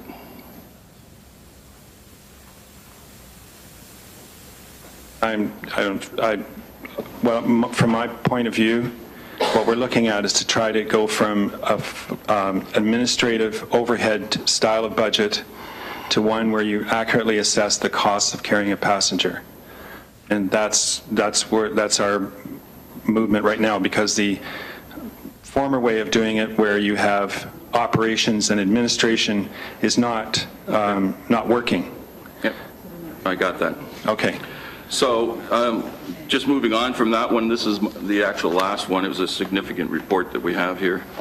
The approach to the invoice for the city for additional trips proved erroneous, that's the statement from our auditor, when it became evident that the actual number of additional ambulatory and non-ambulatory trips performed could be calculated using readily available information as opposed to being relied upon as an estimate 83-17 split, and the actual additional trips performed did not follow the 83% ambulatory. Subsequent trip billings should have been based on the actual results and invoices.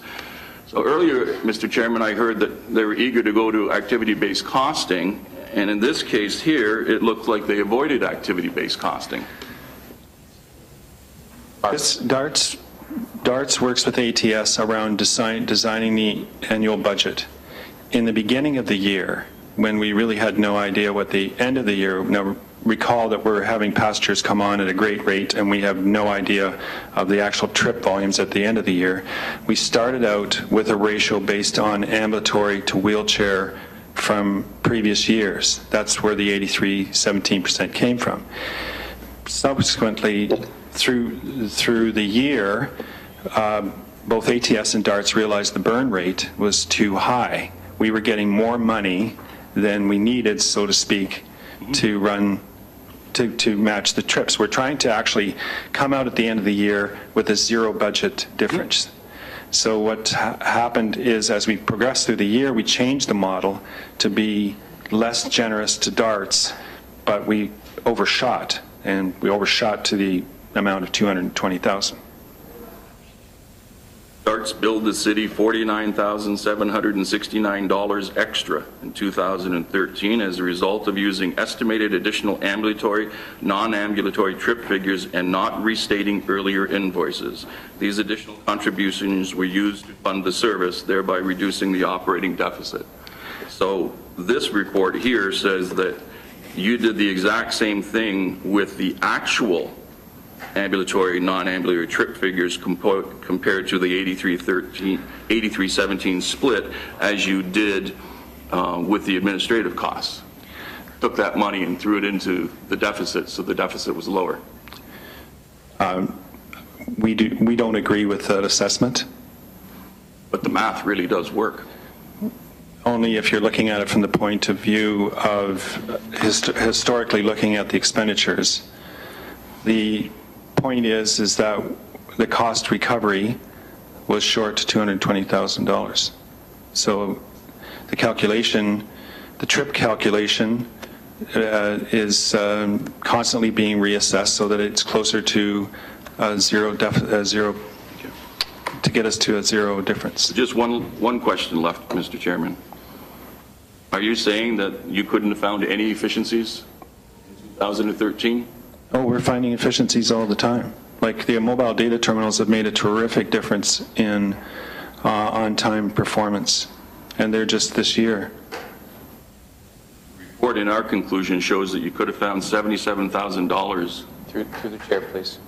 $77,000 in additional savings.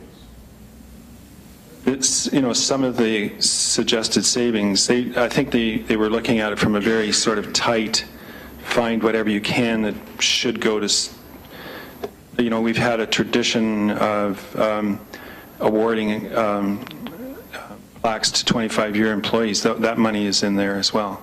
Yeah. That's a lot of plaques. Well, I'll just comment that the 77,000, when we look at DART's total costs of operation, remember there's 45,000 of other income that comes in that would cover the 50,000 of what the auditors construe as excessive. The excessive costs do include some bereavement recognition that DARTS did for their employees. It includes service years of service recognition they do for their employees. It included the refreshments at the volunteer board meetings. So when you look at the total cost, you look at the auditor's report, the auditors did not identify anything but the 50,000, which they're calling excessive. So at the end of the day, DARTS is to break even under the government, under the city contract. So 12.8 million, even less the 50, but you have to give them credit for the 45,000 of other revenues. It's 12.8 million. That's all my questions. I would like to be on the list for staff. Yep, and I just want to remind everyone, what we have in front of us right now is the presentation that DARTS has made. So the information that's contained in their report, certainly not discounting the fact that there are a lot of questions about the report that's in front of us, and we'll have the opportunity to ask Anne and or others about the findings of the audit report. But we do have certainly Madeline and Faye who are in front of us with their presentation. Just be mindful of that. I do have a speakers list for questions right now of Councillors Johnson, Whitehead, Farr, and McCaddy. Thank you, Deputy Mayor, but Councillor Marula and Councillor Clark asked all the questions that I have, and the remaining ones are for staff. Thank you. Councillor Whitehead. Thank you, Madam Chair. Can I, Mr. Chairman. Mr. Chair. I've seen you call. Yeah. The question I have, the first question I have is the had a slide up there talked about the conflict in the matrix, the performance matrix. So the 2.2 trips per hour. Yes. And that by driving the 2.2 trips per hour, it's conflict in the context that what you're doing is trying to push more people on the bus. It's a shared ride system. Therefore, it may have an impact at the other end. Is that what? Correct. So the more you push for trips per hour, the more you're going to force organization to put more people on the bus. The more people you put on a bus, the more likely you're going to have some delays from each pickup or drop off, which then aggregates throughout the entire route. So there is negative tension between the metrics, yes. The other question is, my understanding, we can put unlimited ambulatory onto the VET system, is that correct? Yes, there's a certain number of ambulatory, even though they're characterized or classified as ambulatory, there are some of the ambulatory trips that cannot be moved to another provider. Some of that's because they've been given taxi exemption, or because of the nature of their disability, it is not appropriate to move them to another provider. Now, So the ambulatory and the VET service is a lower cost service, is that correct? Correct. Yet you're still carrying, for various reasons, a certain percentage of ambulatory on the DARTS system at a higher cost. Is that correct? Well, you're mixing your trips. Like you've got to meet the trips per hour, and so you've got a mixture on the DARTS vehicle of ambulatory and non-ambulatory because you want to also have maximum productivity of that vehicle while it's on the road. So these things all are intertwined. So if you try to strip all the ambulatory out, there's no way you're going to meet your trips per hour, and you're not going to have a cost-effective service. So it's very, very intertwined, and that's why the simplistic assumption that one can be taken out from the rest is too simple. It needs some more analysis. Well, that was actually the very point I want to drive, is that the 2.21 actually, by driving, you don't want empty buses, you want to ensure that you're getting optimum performance, so you're driven to take some of the ambulatory on the non-ambulatory service to accommodate that 2.21 trips per hour. Is that correct? Right. And the efficiencies have been gained. The trips per hour has been increasing every year. So I know there was a comment about efficiencies. The drive now is to go to 2.3 trips per hour next year. Well, you can anticipate a direct correlation to what that's going to do in terms of complaints. So there is a correlation between the two. Now, can you tell me, in the context of the ambulatory, and with our current subcontractor, do they have the capacity to meet the demand of our ambulatory issues, or is there times where we have to take the service because it's not there? Yes, so there have been some challenges over the course of the year where the subcontractor was not able to deliver the trips. They have vehicle issues as well. One day they had a flat tire during the route, so you can imagine the chaos that can create while the vehicle's already out there. So and there's been other times when they haven't had drivers. So any time a trip that was otherwise scheduled to be on VETS has to bounce back to DARTS, and there goes your cost of operations. So you had anticipated that ride to be delivered or that trip to be delivered on VETS. It's now not being delivered on VETS. It has to be delivered. It bounces back to DARTS at the cost of DARTS operation. So again, it's another example where in those cases complaints could go up because of the last minute changes, and cost could shift because you're not getting the optimum use of the subcontractor relative to those ambulatory trips. Is that correct? Correct. And that's why the simplistic analysis of the numbers and things don't take into account all the different moving parts to this service, and because it does have quite unique aspects to it. So yes, you're correct, Councillor. So I want to focus on another thing. The consultant in his report. Yes. Interesting enough, the comparators that he looked at were predominantly in-house. I want to make this clear and put some emphasis on this. In-house operations, is that correct? Yes, that is correct. And so it's interesting. That's why, these things need to be brought together as opposed to being picked apart. The consultants did look at other of comparable size in-house ones that are not performing as well as DARTS. The other thing the consultant found, as I understand it, is there's a lot more restrictions. Yes. In the context of those services relative to ours, such as same-day bookings. Yes, so Ottawa was probably the prime example there, where Ottawa is not as a flexible service as what DARTS provides to the Hamilton community. So DARTS is taking calls all day long for next day and same day. Ottawa doesn't do that. If you don't get your call in by 10 o'clock, that's it. So they're not as flexible as the service that Hamilton offers to its community. Same with the Edmonton model. The Edmonton model, you can be easily on the bus for 90 minutes. I believe the comment is that the proportion of same-day on-demand trips, call returns, is significantly higher at DARTS. Approximately 25% of the trips on DARTS are on-demand, while other services report 5%. It's hard to, when you're doing these comparisons, to knowing that Hamilton is much more dynamic and providing a greater level of service. It's really hard to make the comparisons when you get to the complaint side, isn't it? Yes, and that's exactly. I mean, we're talking about some relatively small numbers in terms of the recent dialogue. What DARTS is providing to the city and the community is exceptional when you look at other sizable services. And so I think that some credit needs to be provided to DARTS in terms of what they have been able to deliver to the community, and they're doing a much better job than some of the other communities. And the consultants were very clear in their report. I know it's kind of at the bottom of the package, but they were very clear in terms of what DARTS is providing. The other thing that those in-house services indicated through the consultant report is that locking in at 30 complaints a month would be virtually unreasonable, well, would be unreasonable is basically what they're saying. Yeah, they basically said they would never agree to such a metric. And remember, these are in services, so the city could dictate what their complaints are, and these services say they would never agree to a static 30 complaints per month. Number one, it's unreasonable and related.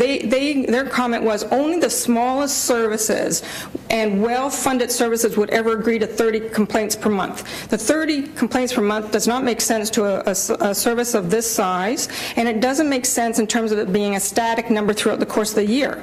They said, if anything, they would track it by per thousands of visits. We're talking 1,300 complaints in the magnitude of 500,000 trips. I mean, proportionally, and same with the over 90 minutes, we're talking 200 out of 500,000 trips. So, yes, the other services are saying they would not agree to those metrics. I want to focus again, because there seems to be some clarity that needs to be had relative to how there's a budget set in regards to the amount of trips, but ATS has the flexibility of ordering more trips. Can you explain that process more to us? Well, you're going to budget, and maybe Mark wants to add to this, but you're going to budget in terms of how many trips are going to be taken. So you're budgeting based on historical experience, and we're seeing this in budgets, and it's not just DARTS, we're seeing this across particularly not-for-profit organizations that are in health and other community services, where history is not necessarily the determinant of what we're seeing present day and future. So trying to budget based on historical demand, but in the era of increasing what's being offered by there being greater demands being presented on the service, the budgeting is not as straightforward as it once was. So it's a challenge in a lot of organizations, what we're seeing around budget. And I would say in the DARTS scenario, you've had so much change in such a relatively compact period of time. This is a lot of change to put on a small management team and a relatively small organization, and at the same time expect them to do more.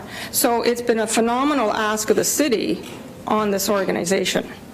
So what was the conclusion of the consultant in regards to the service? The conclusion of the consultant was that the service was well delivered, financially and operationally. It was well delivered, and but more work needs to be done on the complaints, but they're unclear on the complaints because of what is being tracked and how it's being tracked. Okay. I have some questions on the, I guess it'll be to Mark, to respond to some of these questions relative to the expenditures. Can you help me understand, Mark, the cost for the difference in opinion? Because I don't think it's clear between the city and DARTS. So this is a point of contention or a point of discussion, and it hasn't been resolved, which happens in every organization. I need to understand what is the difference of opinion relative to, I think it was the 45,000, the dollars that are the administrative costs that was alluded to earlier by one of the other councillors. I need to understand what that conflict is. The conflict is how to budget based on the increase in demand. Do you go by the traditional method, which is you have an operating budget group, and you have an overheads or administrating budget group. And the rate of growth of the service and the new technologies and other pieces that are coming in, the return of IT, the other processes, makes it very difficult to build a budget around what you could say is a static arrangement. So I think what's been presented before was it would be very easy to say the price of a wheelchair ride is around $29 or $30 on DARTS, and that an ambulatory trip on VETS is the price of the trip, which is $14 or $13.75 or somewhere around there. And that's where you should allocate your costs. So all costs of reservation, scheduling, and dispatching, which is the call center cost, which was one of the issues of concern initially about overstaffing at DARTS. we need a way of determining that we can, if we increase the trips by 10%, we can recover. We can know that the budget allocations will match that number accurately, and that's the problem we're having right now, and that's why we're ending up with this deficit funding. So on administrative, is my understanding that for vets, you actually do the scheduling now, is that correct? Yes, yes. So there's an overhead. There's a reservation scheduling and dispatching overhead. That doesn't cover it, but you're covering it through your operation. They supply only the driver and the vehicle. So the issue then is, in the city we have what's called cost recovery or chargebacks. So I guess the dispute is you feel that there's an overhead charge to the vet service that needs to be correlated in those numbers. Yes. And the city disputes that, and that's Yes. where the conflict is. Yes. Thank you. I think the other reassurance piece is there was nothing else in terms of unreasonable expenses. Like the auditors looked at the FTE numbers, they looked at, there was no comment about there being a surplus number of staff in the organization. There's no comment about a surplus number of administrative people. There were no identified invoices that were inappropriate to outside suppliers.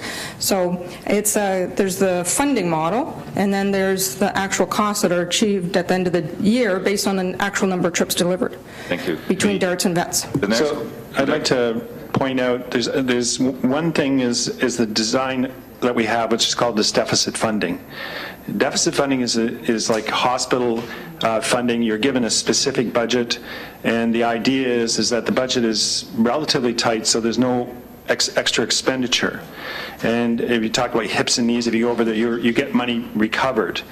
It's interesting to note that the city's advised me that they're doing away with the deficit funding model of DARTS, and that this, because it sounds like incompetence when you have to refund a deficit. I'm all for that because it doesn't look very good. So, but it's by design. It's almost expected as the trip counts go up that there will be a deficit, and that deficit will be explained at some point in the new year. So it's a best practices model in regards to budgeting with the city in partnerships. Yeah, it's called best efforts budgeting, and that's the language that the city uses. Appreciate it. Now, I need to understand, because it seems to be implied that a bit rich in regards to compensation for some of your senior staff. So I need to understand, did you do, because for the city, for example, we have a percentile. So we look at what our senior employees are making, we do the comparison with other cities in the same category, and then we have a target to try and get at the, I believe it's 50%, whatever it is. So did you do an assessment on your senior staff relative to other comparable individuals in the same type of work? Our labor lawyer carried out a survey for us, and we're well within the median, even with the vehicle compensation. So the question, if I remove the vehicle compensation, would your staff be below the average, above the average, or at the average without the vehicles in the compensation package? Way below. Yes. So this is a way of, and this is a negotiated contract. Yes. That brought them to a level that was comparable in total compensation package with all the comparators. Would that be a safe comment? Yes. Okay. The next question I have then is on the education. I think there was 17,000 or whatever was alluded to for an MDA over a number of years, I imagine, for an employee. It's employees under contract for 5 years. It's a traditional process. We have a bit of a succession planning program in place, and we were, at least I was involved as much as the employee in a number of the programs offered by the university. So it was, I feel it was good value for money for the organization in terms of the improvement in processes within the organization. Yeah. But it's comparable to the city programs with our senior managers, is that correct? Yes, when the auditors brought it to our attention, of course, we went and looked to see if we could find comparators within the city. Appreciate that. The city calls it the education framework. And just for clarification, your contracts with the drivers, that's a unionized environment? Which drivers? The DARTS drivers. The DARTS drivers, yes. Can I just ask that the conversation flow through the chair, because it's really coming back and forth. Through the chair, so the drivers are unionized, they negotiate their fair salary? We have a collective agreement, yes. Thank you. The air conditioner, the infamous air conditioner, the infamous computer cost. Can I understand, or help me understand this? You have an increase in trips made by the ATS, or required to provide. It has an additional burden on your systems, so you have to go over the predicted budget to accommodate that increased service. Is that correct? Yes. In December 2012, the city asked us to take over the ride management system and the subsequent systems that were also with an upset limit budget of $100,000. So the rationale for that is the ride management system, which operates 21 hours a day, was putting heavy pressure on the city's IT support in terms of keeping this thing operating, because without it running, the drivers have no schedules. So it made sense to bring it back over to DARTS, because we were basically getting the systems guys out of bed on a Sunday night. So that's part of that process, is what does it cost with these new pieces coming online to improve services like mobile data terminals. So we're still attempting to determine what a realistic budget is for the IT, and that's one of the reasons why the IT budget is out of line with what we planned. And if you didn't spend that money, what would have been the result? Well, the servers each cost about $5,000. So if we burned out a server, because the room was in summertime, we had a lot of discussion with the landlord, which is Public Works, about cooling the room. And since it was a DARTS problem, it was decided by all parties that DARTS should pay for the air conditioner. So that's how that happened. Okay, and most of your expenditures, do they not have to go through, can you explain the process? Is there an approval process you have to go through ATS? There's not an approval process, but the monthly expenditures are part of the board package, and they are sent over to the city as a separate document. And the contract makes reference to major is the word, so in quotes, major capital expenditures. I would not classify $7,000 as major. It was a preventative before you blew up the server. So as organizations trying to learn how to operate its own IT, so it was transferred at the end of 2012. We're now into 2013.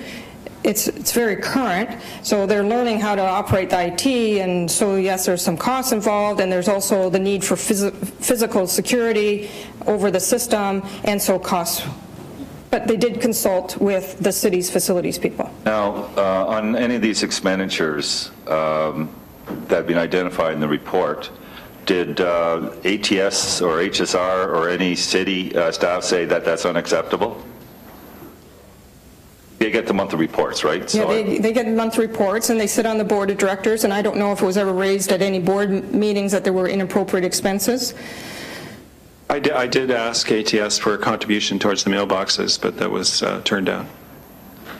Okay, but there was no, what I'm trying to get is, all your budget is monitored by ATS. Mm-hmm. So these expenditures go through monthly reports, et cetera. Was there any feedback on those expenditures from ATS? Not that I can recall. Oh. Okay. And just for clarification, those contract employees, we talked about the contractor ones that are unionized, that have negotiated wage compensation. The ones that we were talking about in regards to the comparables and that, are they unionized as well? No. Thank you.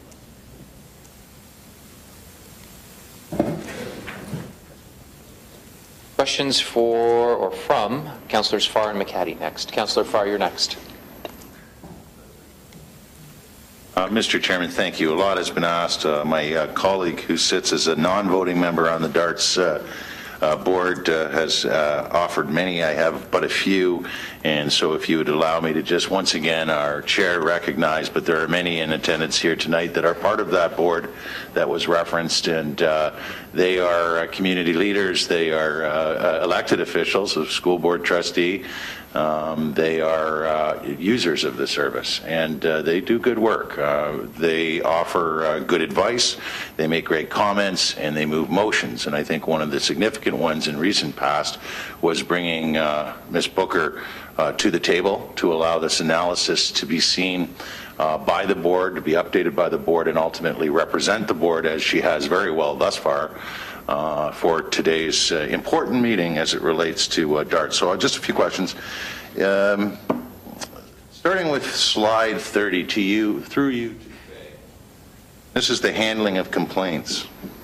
And really what it comes down to, as we're hearing here today, is complaints. I mean, that's the prevailing theme we're dealing with and have been leading up to this, this meeting here today. So we have, I want to focus on the second bullet. You've got 40% on the final hash mark there of attempted calls were no answers. So first off, where did we get the names? How did we manage to, knowing that we don't handle complaints, how did you get the 595 folks to follow up with? Oh, so yes, this was the, so DARTS received a list of complaints from ATS, so they have the information of the passengers, so it's provided from ATS. Okay, so it's provided from ATS, and for your purposes in reporting, knowing it was the prevailing issue, complaints is the elephant in the room, you carried out this exercise and wanted to follow up. What was the premise here when you made these? So DARTS actually made the contacts, but they're trying to find out whether there's a major silent majority that are extremely unhappy with the service, or what was the opinion of the people in terms of where are they now in terms of satisfaction with the service. So it was enough of a population to make contact with, and so according to the DARTS report, 83% are now happy. But Mark could speak to the actual dialing up of phone number. I guess dialing is an old word, but okay, contacting people. So you grabbed a significant sample to allow for statistical evidence of where we are at currently. 83% currently happy with the service. So a former complainant is now happy, correct, through you, Chair? 7% still have service issues, or 25, correct? Correct. Chair? 10% had passenger information issues, then they've been passed on to ATS. What does that mean through you, Chair? Right, so when you call, and there might have been an issue around the address in terms of the pickup, you know, front door, back door, and so whatever information was there in terms of that individual person.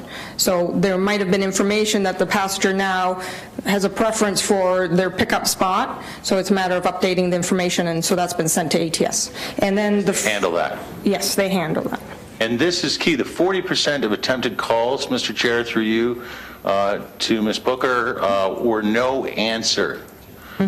So, which could indicate, it says there are possible passenger information issues. Yes. Well, can you expand on that? I think it's fairly significant, and I'm going to assume through you, Chair, that that's the remainder, the difference between 354 and 595? They just didn't return the call? Yes, so I'm going to ask Mark to speak to it, but my understanding is some of these phone numbers were not working effectively. Mark? Yes, we used the phone number in the passenger's database to contact the passenger. This list of is actually 700 passengers were the passengers who complained since the first of the year.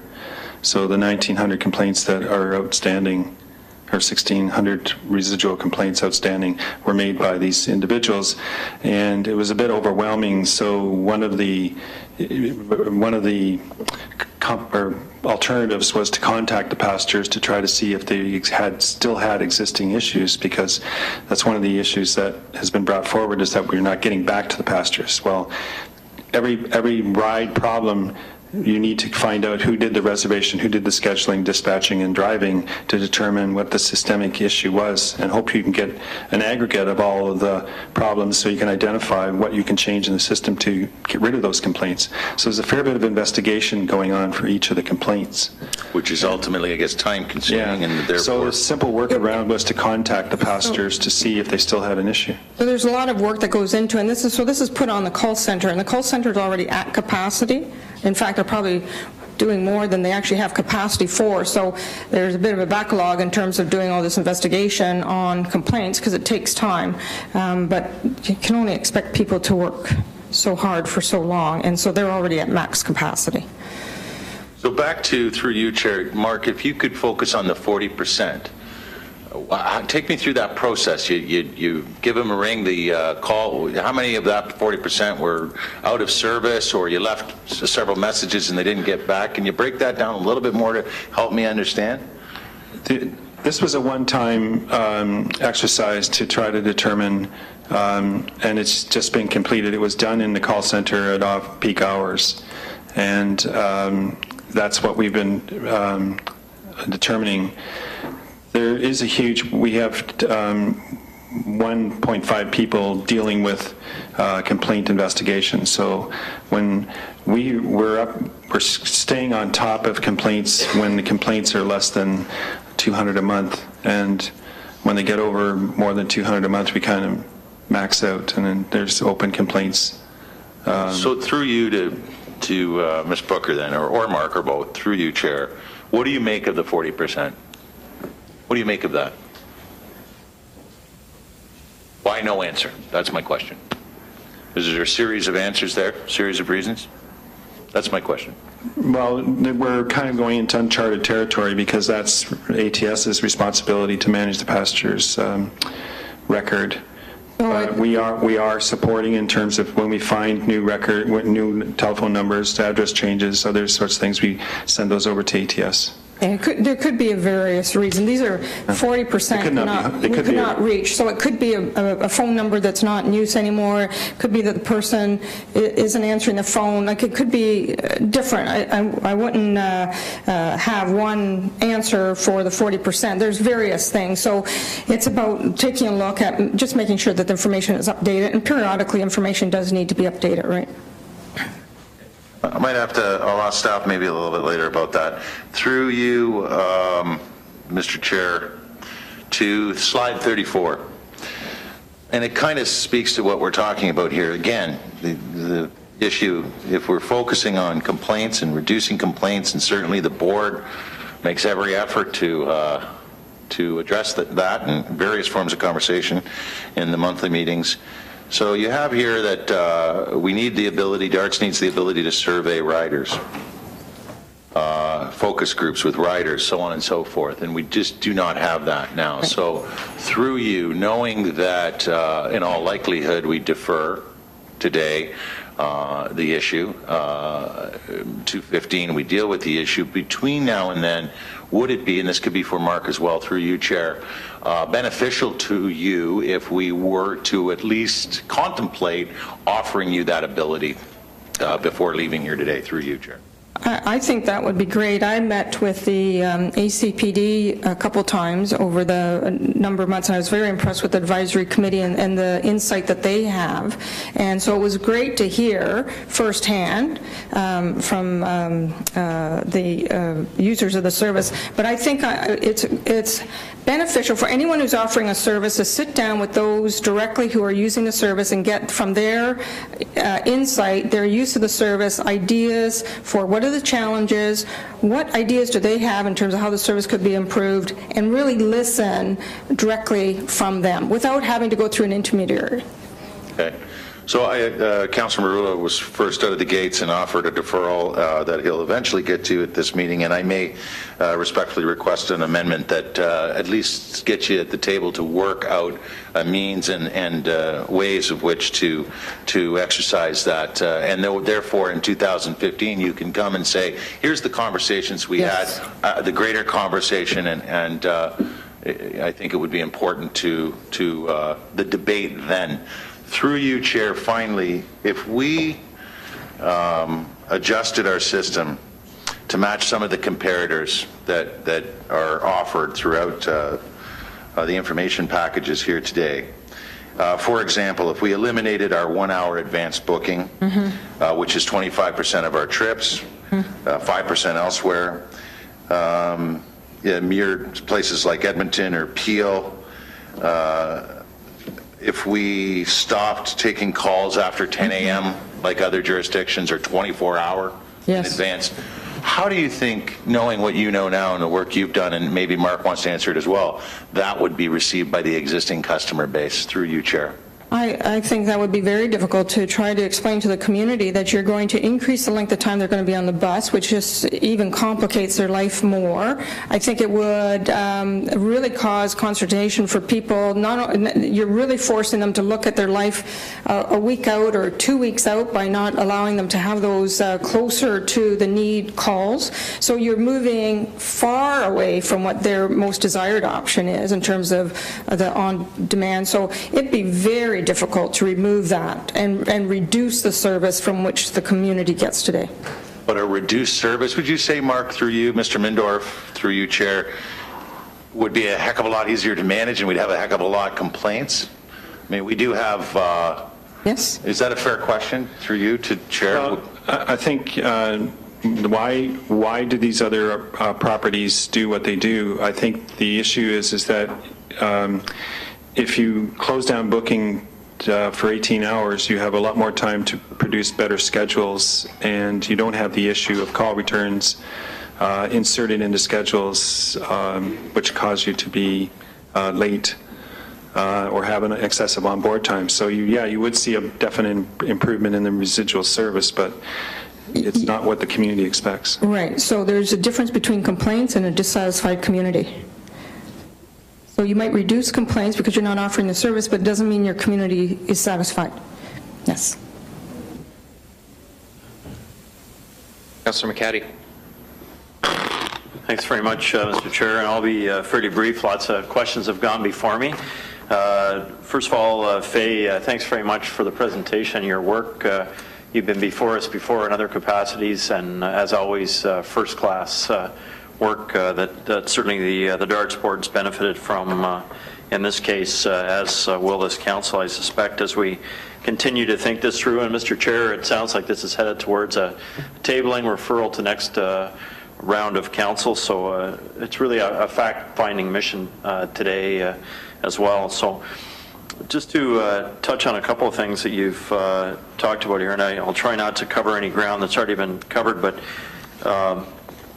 complaints issues there, and that's currently ATS's responsibility.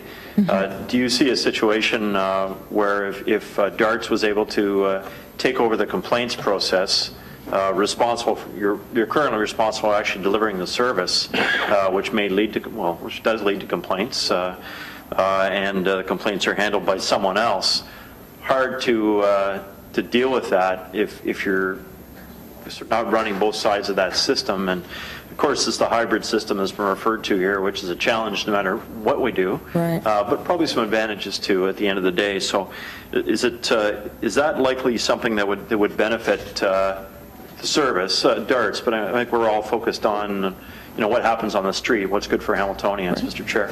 I think the complainant deserves to have access as close to the field as possible. So the complainant, when they're calling, and the concerned person who's calling with the issue that has come up needs to talk to the people that can most relay that which has occurred or which could be occurring and get to the bottom of what is occurring. Right now, it's all about queues. They call ATS calls DARTS, sits in queue because call center is busy, and then the information just goes down, the information goes back up, goes back, goes back. It's terribly inefficient. I think the person with a concern deserves as fast a response from that front office as quickly as possible.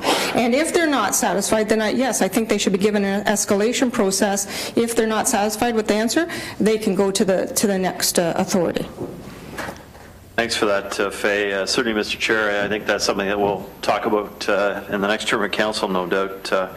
I know if, as a city councillor, I want to hear the complaints that I'm involved with directly, so I can deal with them. If somebody else gets them, they may filter through eventually. That's it's pretty worrisome. You talked about the intake process, the budget process. There's improvements can be made there.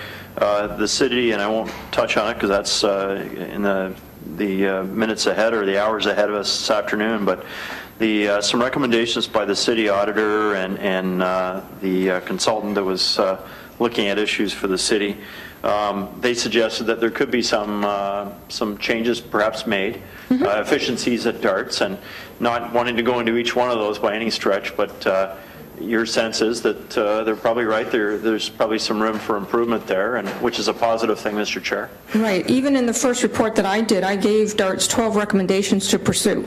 And so I think every time a service or an operation is reviewed, there's going to be some ideas that are put forward. So I think the consultant put forward some ideas, the auditors put forward some ideas, there's some ideas in my report that out of all of those ideas, there's going to be efficiencies that can be changed. Are they going to be drastic? I would suggest not overly drastic, but yes, every time an organization is subject to review, there's likely to be some efficiencies identified. I think that bodes well for us, and just the WSP report in particular, I read this as a glowing report compared to the other services. Yes. We're providing far more service than others, much better for the citizens of Hamilton. And in almost every case, and perhaps every case, our cost, revenue cost ratios and stuff like that are better than anybody else, despite the additional hours of service and that sort of thing. So I think we're on the right track. The revenue to cost ratio is what I was looking for. Sorry. And I'm looking forward to the improvements in the service, not blowing it up, but improvements to the service. The relationship we have, it's a work in progress. Yes. You know, there's changes happening in HSR as well. So public transit in general is something that this council and certainly the next council is going to be very active in. Thanks very much. Thanks, Councillor. Ask Councillor Clark to take the chair, the previous Deputy Mayor, through yes. you, Mr. Chairman. My question would be through to, I assume it would be to Mark in terms of operations. It didn't surprise me reading through the report to see that we're 50 or 60,000 trips up from where we were 6 or 7 years ago. And I think just because of the plain demographics we see, not just in Hamilton, but across the country, it stands to reason that we're going to see that number continue to climb. And so, but I'm not certain how both organizations have accommodated for that through contract discussions or through budget discussions. So I need some clarity around how that's progressed in the past. I haven't served as a member of the DARTS board in my time on council, so I don't know what kind of long-range planning has gone into the service delivery model. And so if someone can comment on that, in light of the fact that we know that our seniors population is going to double probably over the next 20 years, this number is going to continue to rise. Absolutely. It'll be on the rise. So what's gone on between both organizations to compensate for those numbers and the projected demographics we know we're dealing with? Mr. Bindorf? There's agreement that there's more the ambulatory population, or the individuals that can use taxis and or vans, is the larger group that's growing, and so there is opportunity to use contracted van service to keep costs down. What you're trying to do is carry as many people as possible for the shortest possible time and do it in vehicles or at the lowest possible cost. So you get into issues where you try to reduce costs to such an extent that you don't have properly trained employees, and you have complaints about using subcontractors too much without the right training. So strategic planning wise, we see a lot more use of ambulatory vans, relationships with subcontractors, using technology to, one of the big complaints that we're dealing with is the window. Traditionally, it's been a negotiated time set aside by 15 minutes on either side. We sometimes come late in the window, so you've been waiting a half an hour. That's an eternity. So we have technology which basically tells you the exact time that you're going to be, the bus is going to be coming for you, and it's and the how long you're going to be on the bus and what your bus number is. So you can watch your bus coming for you in a period. Now, of course, not everyone is using the technology, but technology will, to a certain extent, make the connection with the bus and the passenger as quick as possible. And that's what we're looking forward to in the short term, but definitely see ambulatory as being the area of the largest growth. I appreciate that, and I understand that I thought I caught through your presentation, you're doing everything operationally in terms of implementing changes to accommodate for that growth in numbers in the ambulatory care area. But my question would be around the discussions that have taken place between the city and the service and the board around budgets. Mm-hmm. And so, despite the fact that you're making best efforts to make accommodation for that crowd, the numbers annually in terms of trips, demands on the service are increasing. Mm-hmm. You can't offset all of those costs through operational efficiencies. So what discussions have taken place through you, Mr. Chairman, to talk about where are we next year in terms of budget increase? Where are we 5 years from now, and what does the service look like a decade from now, and knowing it's someone's best guess? ATS has asked me for all my forecasting models with the idea of doing away with the deficit funding model because of the issues of apparent mismanagement that deficit funding has, given the fact that you're attempting to forecast into the next year how much rides are going to be there, and our option is to cut off or deny rides when we reach a budget number, and that's just not acceptable to the city. So I've run over budget on trips and various budget lines, not necessarily aligned perfectly with drivers' wages or whatever, it's first order observables. You can't, with the extra trips, it's not exactly the driver's salaries that go up. There's other costs.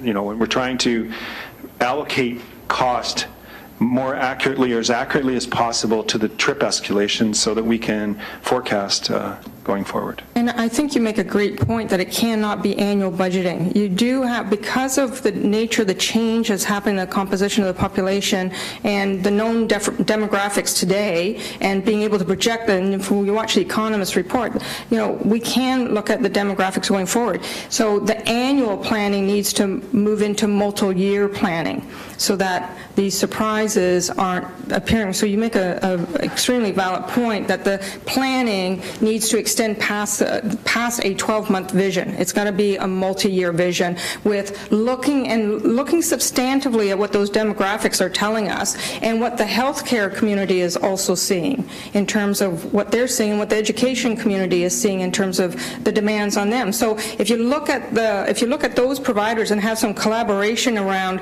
what is going to be happening, then you can be better forward-thinking on your planning models. Thanks. And so through you, Mr. Chairman, just to be clear, who is establishing the benchmark for those forecasted numbers that you referenced? Is that ATS? That's in collaboration with ATS. Okay. That's really where it is at the moment. Okay. So I'll save my questions then for ATS staff, and I have I'll take the chair back, Mr. Chairman, and I do have Councillor Marula for a second time. Just through you, Mr. Deputy Mayor, with respect to the actual $225,000, what does that represent in actual trips?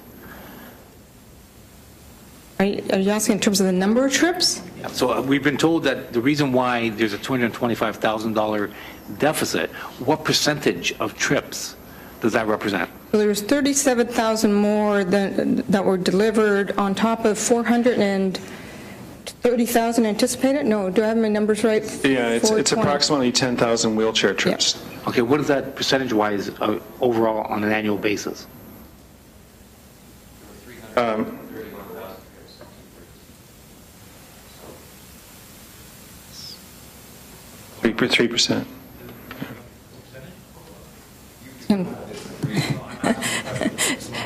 10% on DARTS. 10% on DARTS trips. 10%. 10%. So, and there's on an annual basis, you average 15% cancellation. So, for you, Mr. Deputy Mayor, why would you not overschedule like this?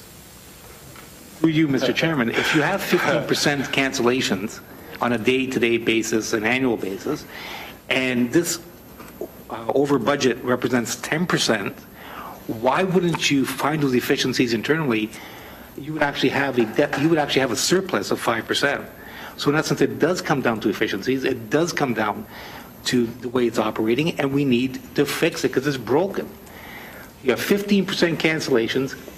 The over budget represents 10%. Mark, did you want to answer that? So could somebody elaborate? We attempted an overbooking strategy. Unfortunately, it was during the winter season to deal with the high denial rate, and we found the complaint rate rising up. We feel that our experience is that people are more willing to be denied if less complaints are had to deny a ride than to be late, because the overbooking strategy caused a lot of late rides. Well, Mr. Deputy Mayor, I think the fact that you have 15% cancellation rate and this over budget represents 10%, there's got to be efficiencies that can be found. Accommodate that, and that all comes down to competencies and efficiencies. And that's what we've expected for years. I find that this is unacceptable. And that's why I think the transit consultant's report is so important. Councillor Whitehead for a second time. Questions, please.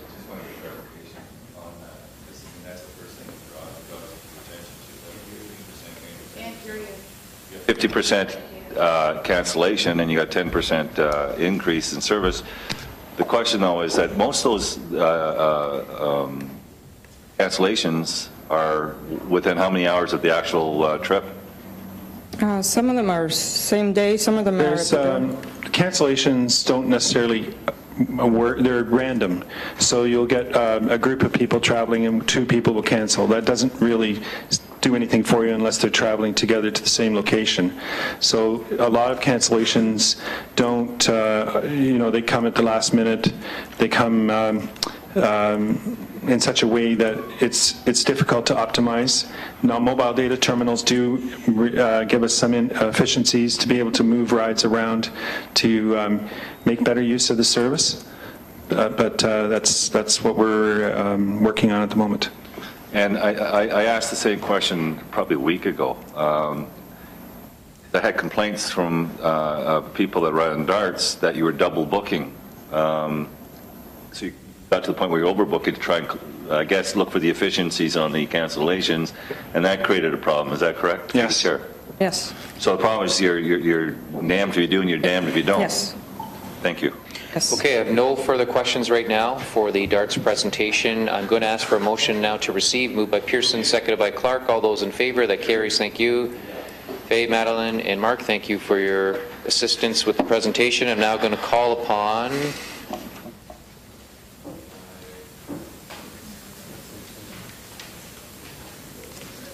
Ann. I think you're going to present to us finally. Sorry to keep you waiting. Mark, if you could just shut your microphone off there, it's still live. Thank you.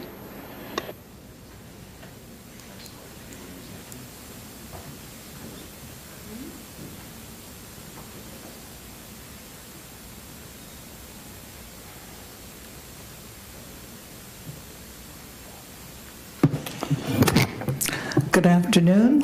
It's been a long afternoon. But before I start, I'd like just to introduce the 2 auditors that completed this review, Amy Bodner and Donna Cano in the front row there. Also, I believe, yes, we still have the consultants, WSP, Sandy Casey, and Glenn Johnson with us this afternoon also. Thank you. A lot of what I had to say has been said by Faye. She drew in a lot of our report into her presentation, so I will try to, anything that's been said, I'll either try to skip or to just provide some more input.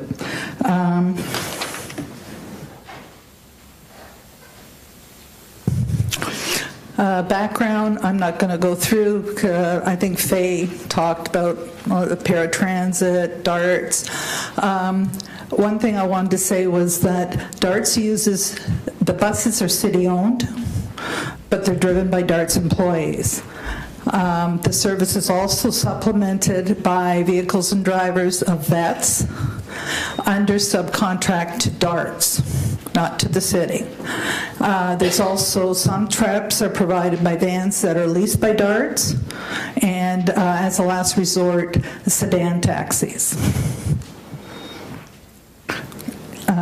On September 11th of 2013, Council directed our audit group to answer 7 specific questions, which I will be going through shortly, to perform consultations with 11 specific stakeholder groups, and to also consider on-demand service delivery model in our analysis where it was applicable.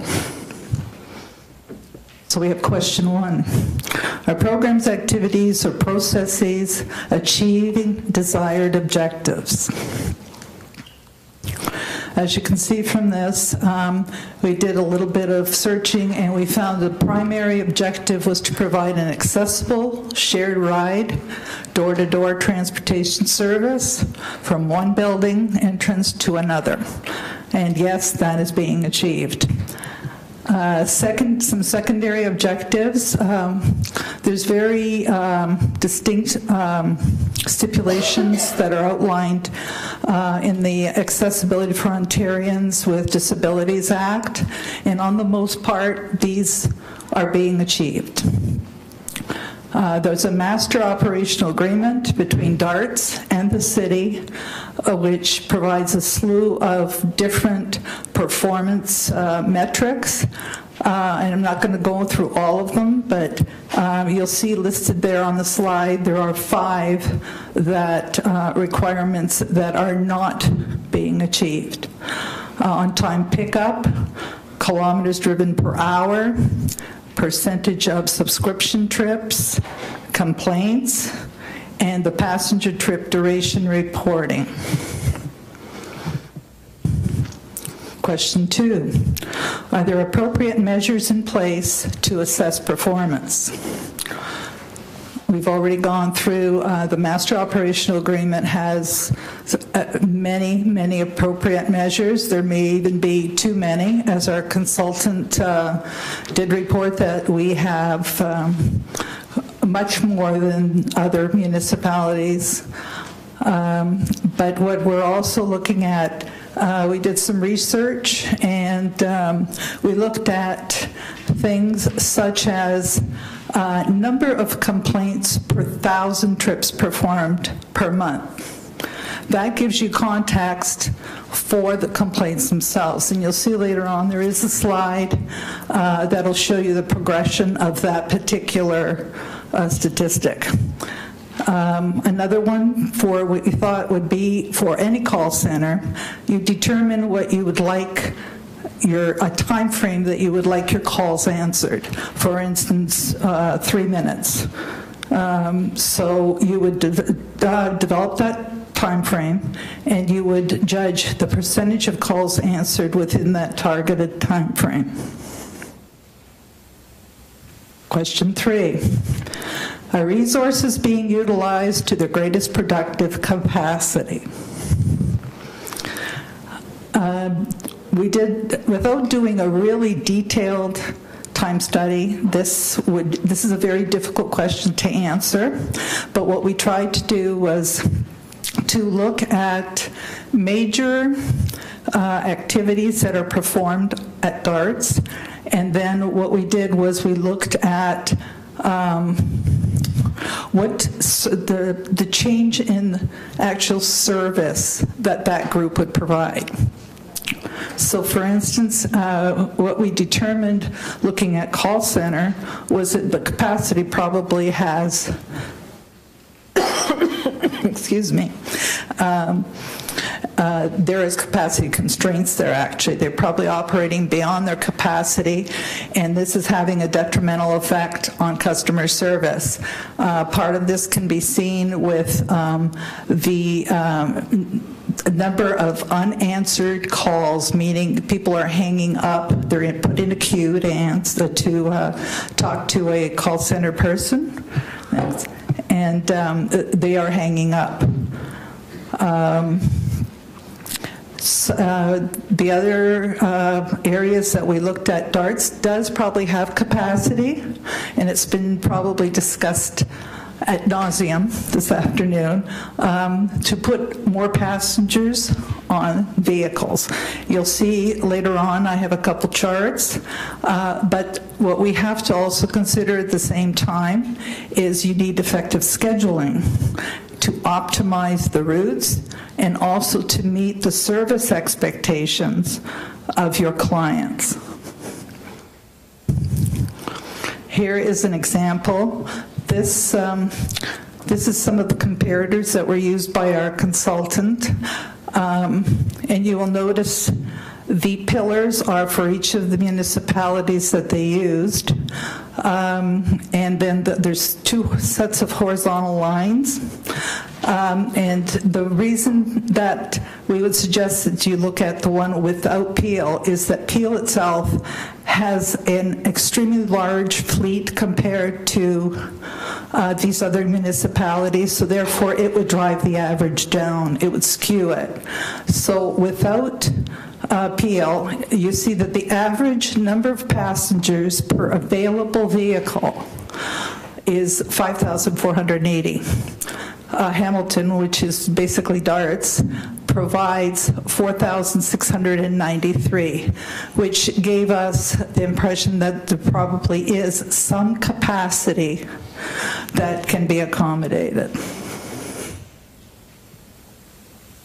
We looked at maintenance staff and fuelers and cleaners as another group providing a service.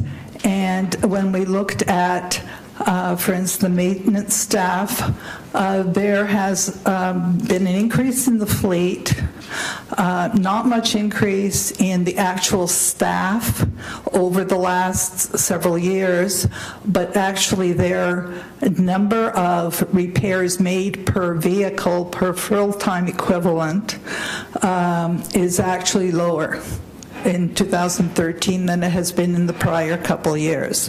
So what we're probably saying is that should probably be looked at in that sense to see that there's probably more capacity to perform more work, especially since DARTS probably has one of the youngest fleets in the country, actually, just over about 2.6 years old.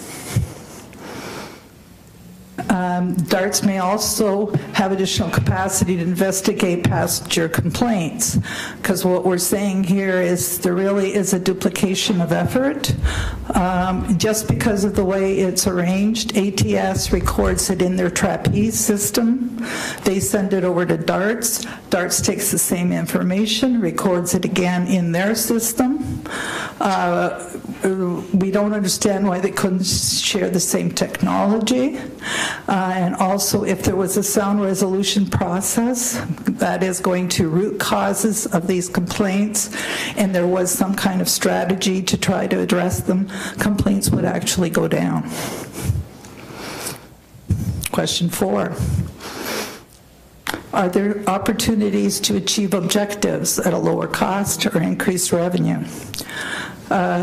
We really don't comment too much on increased revenue because 92% of DARTS' revenue comes from the city.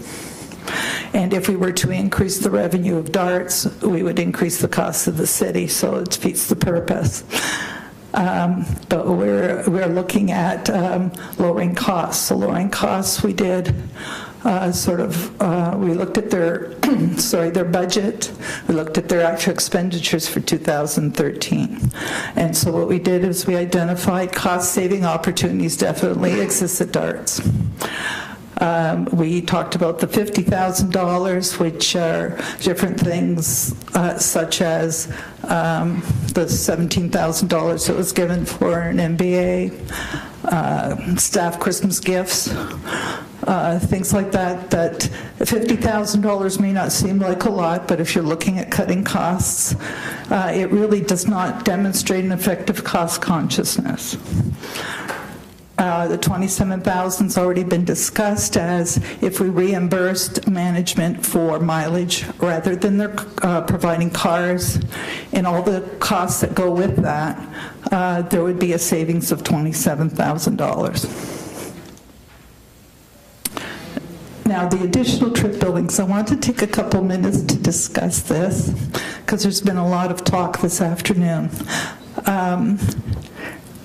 It's sort of been implicated that we requested extra trips and they had to accommodate that in their budget. However, they also have billed $623,000 for those extra trips this year, 2013. So they were provided that beyond the budgeted amounts. And what we're saying, the $116,000 is really made up of two amounts. One was there is a formula that they agreed to that really is based, it's supposed to calculate the amount of extra funds that were required to provide those trips. In there are a portion of administrative costs. Administrative costs being things such as rent, management salaries, things like that, which don't change with the number of trips. So when we give them the regular monthly payment, those amounts are already covered.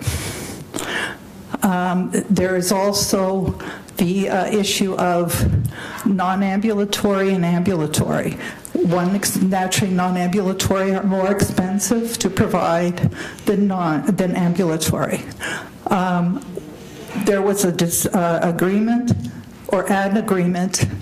that it would be an 83-17% split. However, those numbers are not the actual numbers provided throughout the year. We were able to determine based on budget and based on actual what the extra numbers were. So the total of those two items accumulate to $116,000. The budget itself also isn't being used to the full potential to manage costs. The budget, for instance, doesn't have $23,000 of van leases, even though they've known for the last 3 years what that amount is, but they continue to spend the $23,000. They do report variances every month. However, no mitigation strategies are provided. So if they identify a variance, it just sits as a variance. They don't try to think of a strategy that might bring that difference down. Our final point here is that cost savings of any magnitude, these amounts may seem small, but they do add up. But cost savings of any magnitude that you're maybe looking for are only going to be possible if you change how you provide the service, and that is at the lowest cost, and also that you meet the expectations of your passengers. So it's a two-pronged sort of combination. Question 5, is the fleet makeup, the mix of vehicles, correct? First of all, the consultant actually commended DARTS on the type of buses in service. In comparison to other municipalities, they have been suffering some significant maintenance expenses. DARTS has done actually quite well, and so they commended on the type of bus that they actually chose to put in service. The consultant recommended a greater use of sedan taxis. In itself, they're saying that as the population ages, you will probably have to accommodate more ambulatory, and taxis would probably be far cheaper than buying a bus. But you have to look in all of this there are passengers definitely that cannot use the sedan taxi. So you have to sort of put that into the mix. And if if you look at one of the issues that was brought up today was the on-demand service. When we looked at same-day requests, this chart basically shows you that, first of all, the non-ambulatory trips currently are a far greater percentage of the total unaccommodated trips. So right now, our biggest client group are non-ambulatory. So sedans are not going to solve that issue in itself. The other thing on this chart that you will see is that same-day requests, it looks like a very small portion, and there'll be a slide later on where we actually talk about a good percentage of same-day requests are being met. So that is probably as close as you're going to get right now to same on-demand service delivery.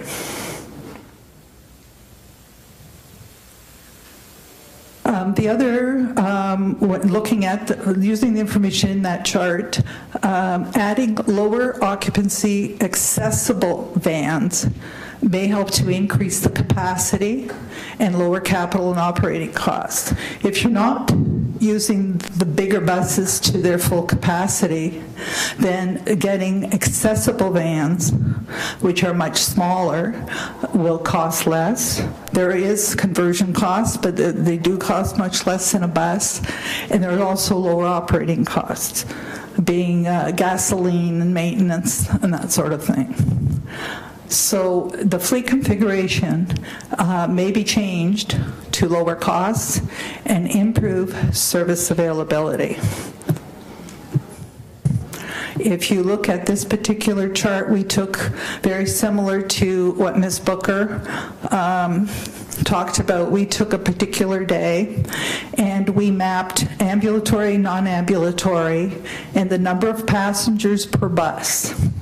And as you can see, from 5 to 9 a.m., there is the maximum capacity of non-ambulatory, which is 4. That's the maximum non-ambulatory you can put on a bus. After that, throughout the day, it goes anywhere between 1 and 2 non-ambulatory, and 1 or 2 ambulatory. Now, a bus can take anywhere between 6 to 10 non-ambulatory passengers. So if we look at the greater portion of the hours of operation, on the average, you are, right now, DARTS has 3 passengers per bus. So we're saying there is some capacity, there definitely is some capacity if you're looking at the size of the bus. This chart, using very similar data, we took the total number of buses, and according to management, 10% of the buses are not available on any given day. They're in for maintenance, leaving 66 buses available. So that's your blue line at the top of this chart. Then throughout the day, what we did is we mapped how many buses were actually in service on this given day. And we've chose this day because there really was no traffic issues. There were no weather issues. It was just an average operating day.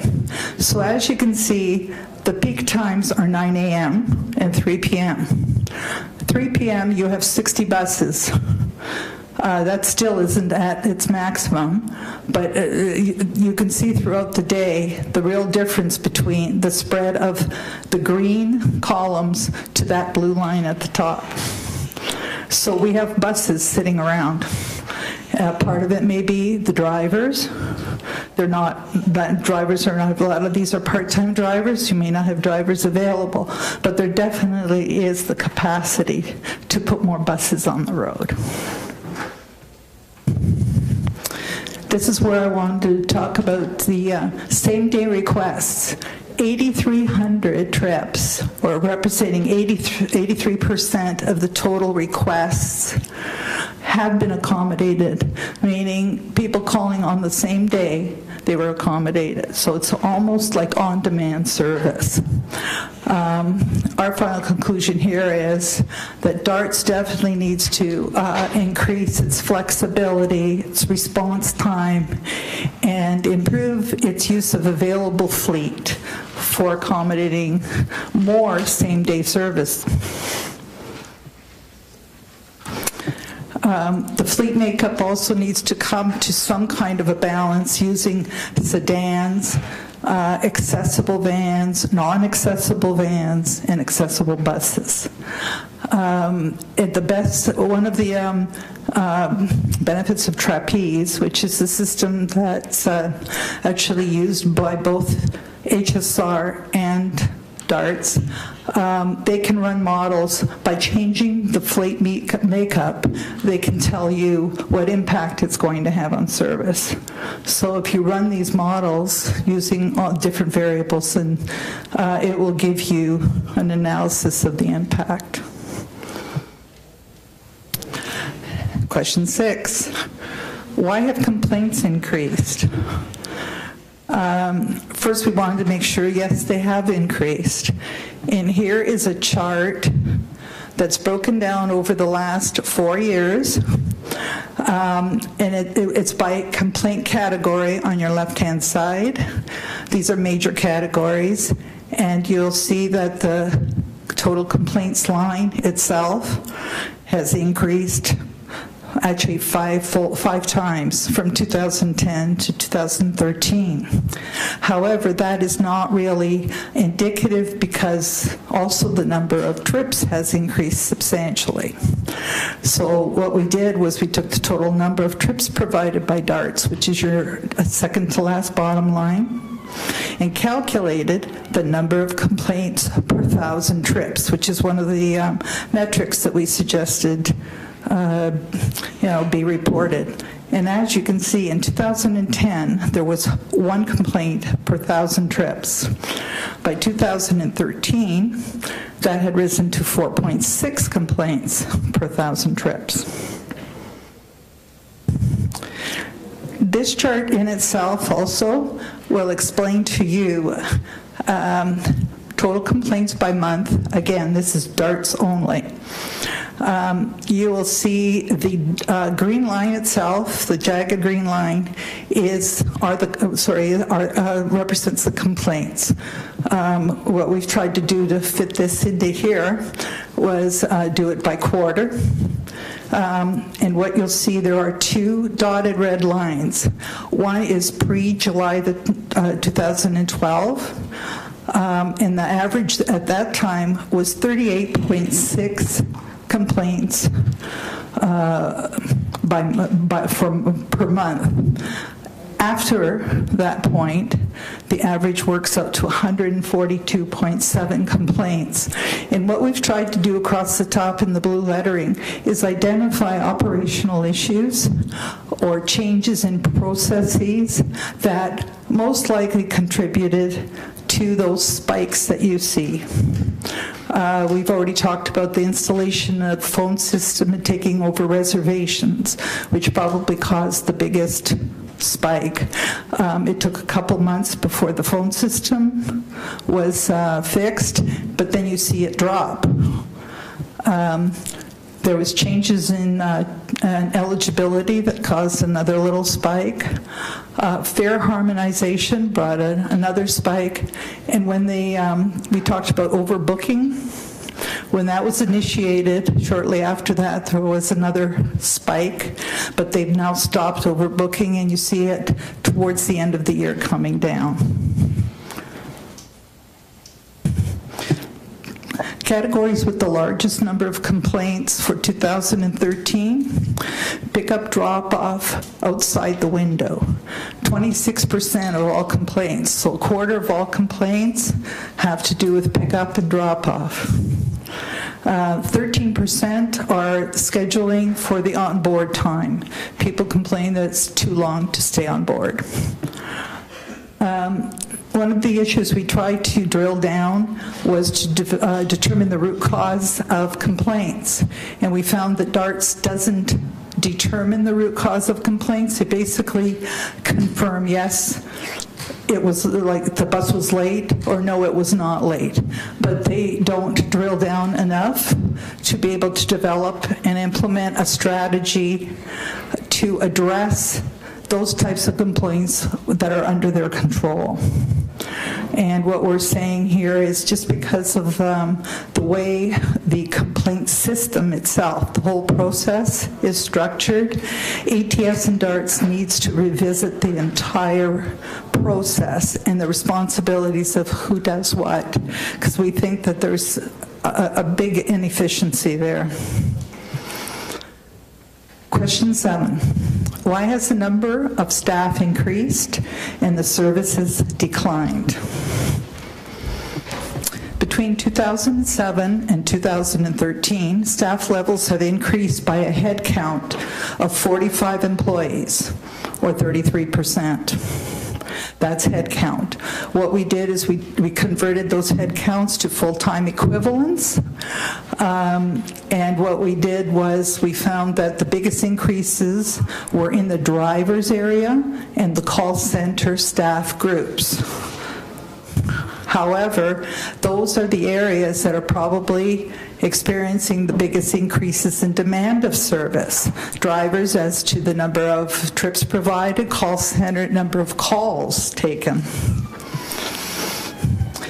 And part of that also came from the transitioning of the service responsibilities from the city to DARTS. Scheduling was in July of 2009. And the reservations, the phone lines, their computer system was in July of 2012. So in essence, yes, the number of staff have increased, but looking at the service output measures, they also indicate an overall increase in the service levels or an achievement of service level expectations. Stakeholder consultations. There were several groups here that we consulted. We actually sent out, developed several surveys, each geared to which group we were distributing them to. The only ones that we did not carry out was with DARTS management, DARTS staff, and city staff. But of the 363 surveys that we distributed, we got a reply of 142, which is a 39% response rate, which is considered quite high in conducting surveys. I'm going to just give you a couple of ideas about the users' results, because these are passengers, these are programs, long-term care facilities, and health agencies that are direct users of the services, and they probably could provide the best input into their expectations and their satisfaction levels. There's a set of 4 slides here that all follow the same premise. You have 5 different features across the zero access. These were identified by the passengers that were commenting on the call center and their level of importance, meaning the most important is on your left, moving to your right, but all of these are important to them. It's just a ranking. The columns themselves are the level of satisfaction. Green signifies satisfaction, red is dissatisfaction. The length of the column itself, below or above that zero access, indicates the amount or the level of that satisfaction or dissatisfaction. So if I could just quickly explain this one. Call center, passengers, they basically say that courteous and polite staff is the most important thing for the call center. And they are very satisfied. 5 is extremely satisfied, 4 is very satisfied. However, things like if you move to the right, wait time on the phone. It's quite important to passengers, but you'll see it's red, and it's roughly about at -2, which indicates actually a moderate level of dissatisfaction. Similarly, on street service, on-time pickup is probably the most important to the passengers. That's what they've indicated. However, you'll see that there's a mild dissatisfaction with that. Whereas all the other factors along there, courteous and polite staff, driver assistance, onboard time, there are different levels, but they all seem satisfied.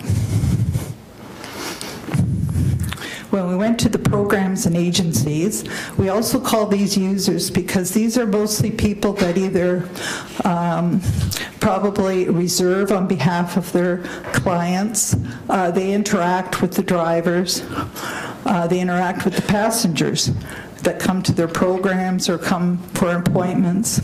So you'll see here that programs and agencies at the call center, the wait time on the phone was probably the most important feature. And that could probably, that could be expected because these people are probably waiting on the line to book a reservation for one of their clients or patients, and they are very dissatisfied with the amount of time that they spend on phone waiting in the queue. However, they say that the staff of the call center, once they get hold of somebody, they find them very courteous and they're very satisfied. So you'll see this one is a real mixed bag because there's a lot of dissatisfaction, a lot of satisfaction. On-street service. For these programs and agencies, courteous and polite staff is the most important to them, and they are fairly satisfied. But on-time pickup and on-time drop-off is still very important to them, but showing a moderate level of dissatisfaction. Other stakeholders that we surveyed were asked questions pertaining to perceived service expectations and satisfaction levels of DARTS users. So for instance, when we surveyed the DARTS board or city councilors, we were asking them to answer questions of how they perceive users, what they would expect as a service, and what their satisfaction would be with that service. And that's basically drawing on their experience and their discussions, counselors with the constituents, DARTS board from what they hear. And then what we did was we called that group the governance group. And then we looked at the user group versus the governance group, and we saw that there was a real disconnect between what the actual users' expectations were and their satisfaction levels as compared to what the DARTS board and counselors perceived of the users. Within the report itself, you'll see several examples of that real difference. We did other consultations with the advisory committees to council, and we asked them similar questions to answer, but as representatives of special interest groups using DARTS service. We also surveyed vets, QP, and ATU, but their responses were more geared to their businesses and their interactions with staff, or with DARTS. This is a bit of an anomaly that we could not sort of put our finger on, but responses from passengers, which was the biggest percentage of the responses, indicated a very low expectations for on-demand service. They don't expect on-demand service, which is very different than we're hearing this afternoon, and also from other things that we've found, but that's their responses. Also, the responses indicated a very low-level uptake of online booking. We asked if they had used the services, the online booking, instead of having to call the call center. And they indicated some of them, especially the programs, which would probably be using online booking the most, did not use them at all. In all of this, all the survey results are in the report in detail, and the results were saying they should be used to tailor service to meet the needs of its customers and improve customer satisfaction. And that's the end. Thank you, Ann, and I have a very long list of questioners to follow. And I kept my list from the past presentations when we had delegations for those who had requested questions of staff, and I have in this order Councillors Marula, Jackson, Clark, Johnson, Whitehead, Ferguson, and Duval. Councillor Marula. Thank you, Mr. Deputy Mayor. I guess there is a certain stark contrast in what we're hearing here today between consultants and DARTS and what our staff and what you're saying, and looking into the future, we recognize today we're referring this issue to next term, and we're probably in a position to deal with the overrun. My question to you is, through you, Mr. Deputy Mayor, with respect to the inefficiencies, and we heard today that the governance model is inefficient, and I think both parties agree on that. So it's important to recognize that we have the consultant who said that the present governing system or governance system, I think you would concur with that, yeah, and that there are means of streamlining and improving it. So let's just go based on that premise. So one thing that we are certain on is that we have an inefficient paratransit system in Hamilton.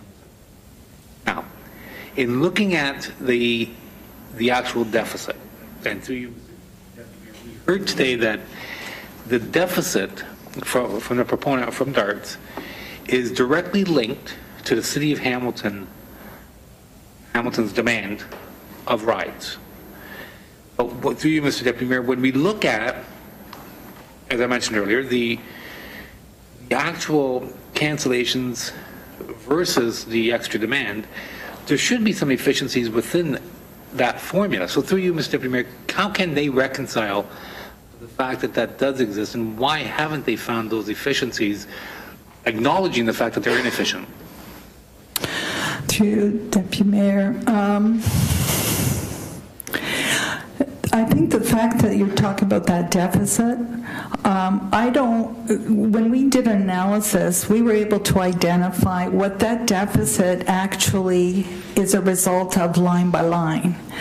And I think we talked about that, things like, computer overruns, consultants and that. To me, that has nothing to do with actually providing the service that they're contracted to provide. So staying within the budget probably is key here, because they are reimbursed for the extra trips. They got $623,000 extra beyond the budget. So there definitely are efficiencies to be realized. Exactly. So in essence, even taking into that account, they've already been compensated for those extra trips. This extra $225,000 has no correlation to the extra demand because they've already been paid for that. I think, through you, the Deputy Mayor, yes, I don't see it being directly related to the provision of the trip. Over and above that, they have a 15% cancellation rate on a day-to-day basis, and they're not in any way fixing the dispatch to find efficiencies within that to even up the ante on trying to mitigate the $600,000 that they're asking the city for over and above. Because through you, Mr. Deputy Mayor, if they were to mitigate that 15% cancellation rate and actually have them working rather than canceled, they could, in many ways, even mitigate further the impact on the taxpayer by finding those efficiencies. Is that correct?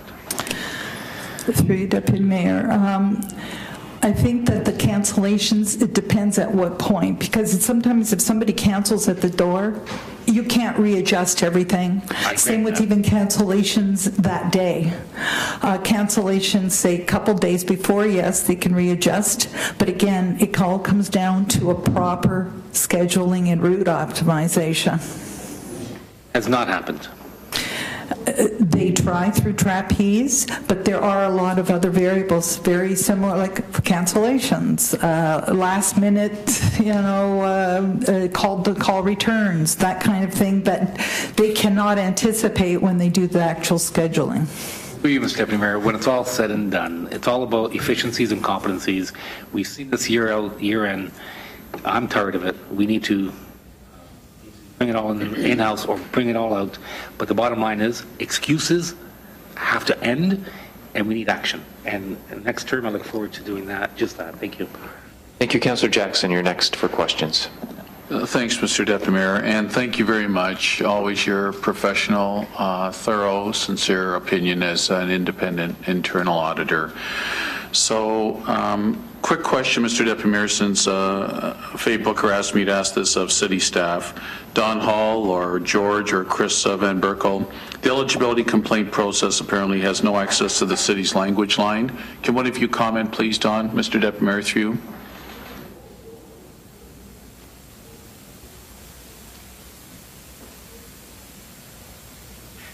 Thank you, Mr. Chair.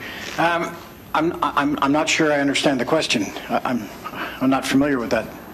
Well, are there multi-language people that can help with the multicultural aspect of our community, Don? No, there's not presently. The software system has that capability, but we haven't as yet acquired that module and that capability, Mr. Chairman. Thank you, Don. So that's what I was looking for, and you caught the gist of my question. Thank you. So, Mr. Deputy Mayor, I'll save my comments for later, but just to say, Ms. Booker presented her professional opinion on behalf of DARTS, and BACRAC has provided hers. I feel like now this is a bit of a tennis ball that's being whacked over the net, because it's unfortunate that there seems to be just a real wide disparity between what I've heard today. One last question, Mr. Deputy Mayor, through to Ann. So, Ann, I asked Mr. Mindorf, the 37,000 extra trips, and Ms. Booker confirmed this, was a pressure, an extra demand that is led to this 225,000 or has contributed towards it. Am I hearing from you that from your professional opinion, it's not, or they've been already compensated for it? Mr. Deputy Mayor, I need to hear that and get that clarified, please. Ann, please. Through you, Mr. Deputy Mayor, I do not believe that the 225 is for trips itself. We've compensated them for the $623,000, which is for direct cost for the provision of trips, driver's salaries, gasoline, maintenance on the vehicles, that kind of thing. But we've also compensated them for things like those extra numbers that I talked about, the 116, like for rent. Rent doesn't change whether you provide 100 trips or 1,000 trips, because you're just renting the same facility. So these are fixed costs. Right. So, but Ann, you would Ann, in your professional opinion, you would dispute the fact that what we heard earlier in public session of the budget pressure from an increased demand of 37,000 extra trips, that the board and management were at a crossroads, and they felt from a public service standpoint they would accommodate them, hence leading to the extra deficit request today. You would have difficulty supporting that, Mr. Deputy Mayor, through you to Ann? Through you, Deputy Mayor, yes. It does not, the 225 is made up of other factors not directly attributable to provision of trips. Okay, thank you, Ann. Mr. Deputy Mayor, like Councillor Marilla, I'm going to reluctantly support getting them through this year, but if I'm lucky enough to be back next year, I think we need to open it wide up and have a new process beginning that all players can potentially participate in. Thank you very much. Thank you. I have Councillor Johnson next on my list. Thank you. Actually, most of my questions have been answered. I just wanted to ask Ann, if we were not to support the $225,000 today, sorry, 221, what What's the downside to this? What would happen? Through Deputy Mayor, that's an operational question that I think that you should probably direct. Like if they're sitting at deficit. I'll direct it to Mr. Hall. Mr. Hall, if we don't approve this variance or to bring them up to a zero balance, what would happen? Actually, since this is a 2013 expenditure and we had to close out 2013 before this report could come before council, that expenditure's already been accommodated within the overall transportation budget. Part of a year-end balance, yep. So it's already been included in your own budget, sir?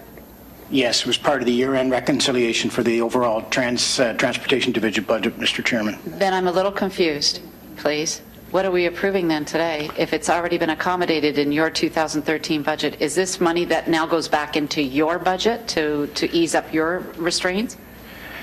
No, it will simply be an offset against the, it's already been absorbed within the 2013 overall transit division budget. So the money has already been transferred per se as far as the accounting principles go to DARTS. So this, because the report is getting here this late in the year, we couldn't leave, the year had to be closed out, so the money had to be passed on to DARTS for 2013. So Don, because your bookkeeping needs to be up to date, and it was up to date coming into our budget season, you made accommodations for this deficit on your own budget. Is that clear? That's correct. Okay. With the understanding as well as the overall transportation budget finished at a zero net deficit. So would it be fair to say that if we were to approve this $221,000 to go onto your budget, would it not look like then DARTS was all fine and dandy at the end of the day? It comes out as a zero balance? Or for 2013, it's on record. It's a record that there was a negative variance in 2013. I guess looking forward, it's one of the issues we have to address looking forward, because we're on track for a fairly significant deficit again in 2014. And if we don't deal with that in 2014, then it gets rolled over into the 2015 budget. So on a go-forward basis, I think we have to have, hopefully sometime before we close out today, a discussion about the projected deficit for 14 and how that would be accommodated in the 2015 budget submission, Mr. Chairman. Okay, thank you for that. So currently, we're just looking at 2013, correct, Ann? Through you, Chair? That's what we concentrated on when we were doing our review. And we have no clue what the 2014 budget's going to look like, correct? Anybody? Sorry, I'm not trying to center out somebody. Actually, we do, Mr. Chairman. And it's part of, I guess, my remarks when the opportunity arises, if you wish. But we are facing some very significant pressures with the specialized transit program in 2015. Now, we're very early in the budget process, and DARTS has submitted its maintenance budget. That's to provide the same level of service in 2015 as it did in 2014. And the current ask is for $700,000 over the prior year's approved budget, which is roughly about a 5% increase. But we also have other pressures in that 2014 is currently tracking at about a $600,000 deficit for 2014 that will have to be somehow resolved going into 2015. We also have a service enhancement request planned for our budget submission for the AOD implementation, and you recall that Council approved in principle a $5.7 million allocation, and we were drawing on an as-need basis. We were able to take a holiday last year and the year before, but feel the need, we have now used up all of that reserve, and so it would be our intention to submit a 2015 budget request to advance more money towards being compliant with AODA, something in the order of about $1.7 million. So we are facing some very significant financial challenges for this budget in 2015 and forward, Mr. Chairman. Okay, thank you for that. Okay, so just to be clear, $700,000 for the 2015 ask is 5% above. That's the maintenance costs only? That's correct. So that's up 5%. Then we have right now an ongoing deficit for 2014 as $600,000 so far? Yes, DARTS has provided a year-end deficit projection of $600,000. That does not include the write-off from the year before, the 221, correct? That's correct. So this is just 600 clear from that. And you're also looking at an ODA enhancement of 1.7 million. Is that just for the DARTS section, or is that for all of HSR vehicles? That's just DARTS for expansion for the additional trip demand to allow us to remain compliant with the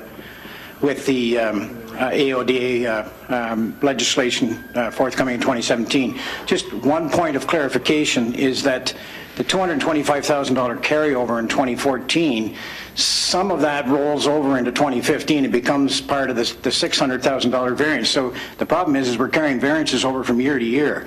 And at some point we have to resolve the variance carryover and build it into the new budget. Understood. Mr. Chairman. So through you to Don, you said, and sorry, we're not ignoring you, Ann, I'll get there in a minute.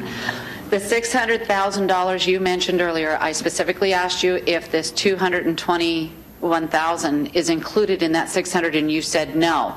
Now you're saying that it's a carryover from the variance from the year before. Is that, which one is it? Sorry, I'm getting confused. It's actually both, Mr. Chairman. Oh, if you don't, we need to reconcile a budget variance that's occurring year after year. For 2014, for 2013, it was the $225,000.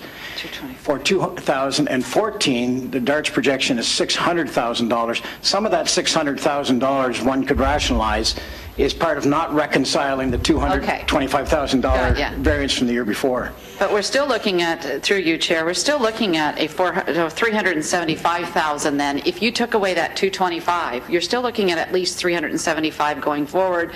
If we started with a clean slate, they're still running almost $400,000 in the hole right now on its own. That's correct, Mr. Chairman. Okay, I'm glad I tweezed that out. Thank you. And back to your report. Sorry, I just got totally blindsided there. When you were looking at the costs that were omitted from the 2013 budget items, some of them were, we heard about this, the air conditioning, but I'm also looking at, as Councillor Clark asked earlier, about the leasing of vehicles. Even though it was an intended cost, it wasn't included, correct? Through the chair, yes. So there was knowledge that this was coming. It wasn't an emergency. It wasn't something that, like the air conditioning was a very good example about something had to be mitigated quickly or there would have been bigger costs down the road. This was something they already knew, and the leasing of the vehicles just came in but was not put in the budget, correct? Through the chair, it actually had been ongoing for about 3 years. Okay. And there's others that you've mentioned in here on pages 24, 25, and 26. Just give me a second, please, sir, because I did go through this, and I think a lot of this has been covered. I just want to double check. Okay.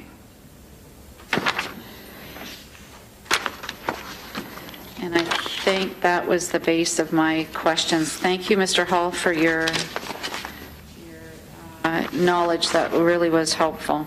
And thank you, Ann. Thanks for all your hard work, and also your counterparts up there. All right, Councillor Whitehead, you're next, please. Thank you. And your chief role, other than internal auditor, you're the Auditor General, looking for value for money. Is that your position? Through the chair, yes, that's one aspect of audit. You found $300,000 in savings through the Auditor General's office to date in other areas?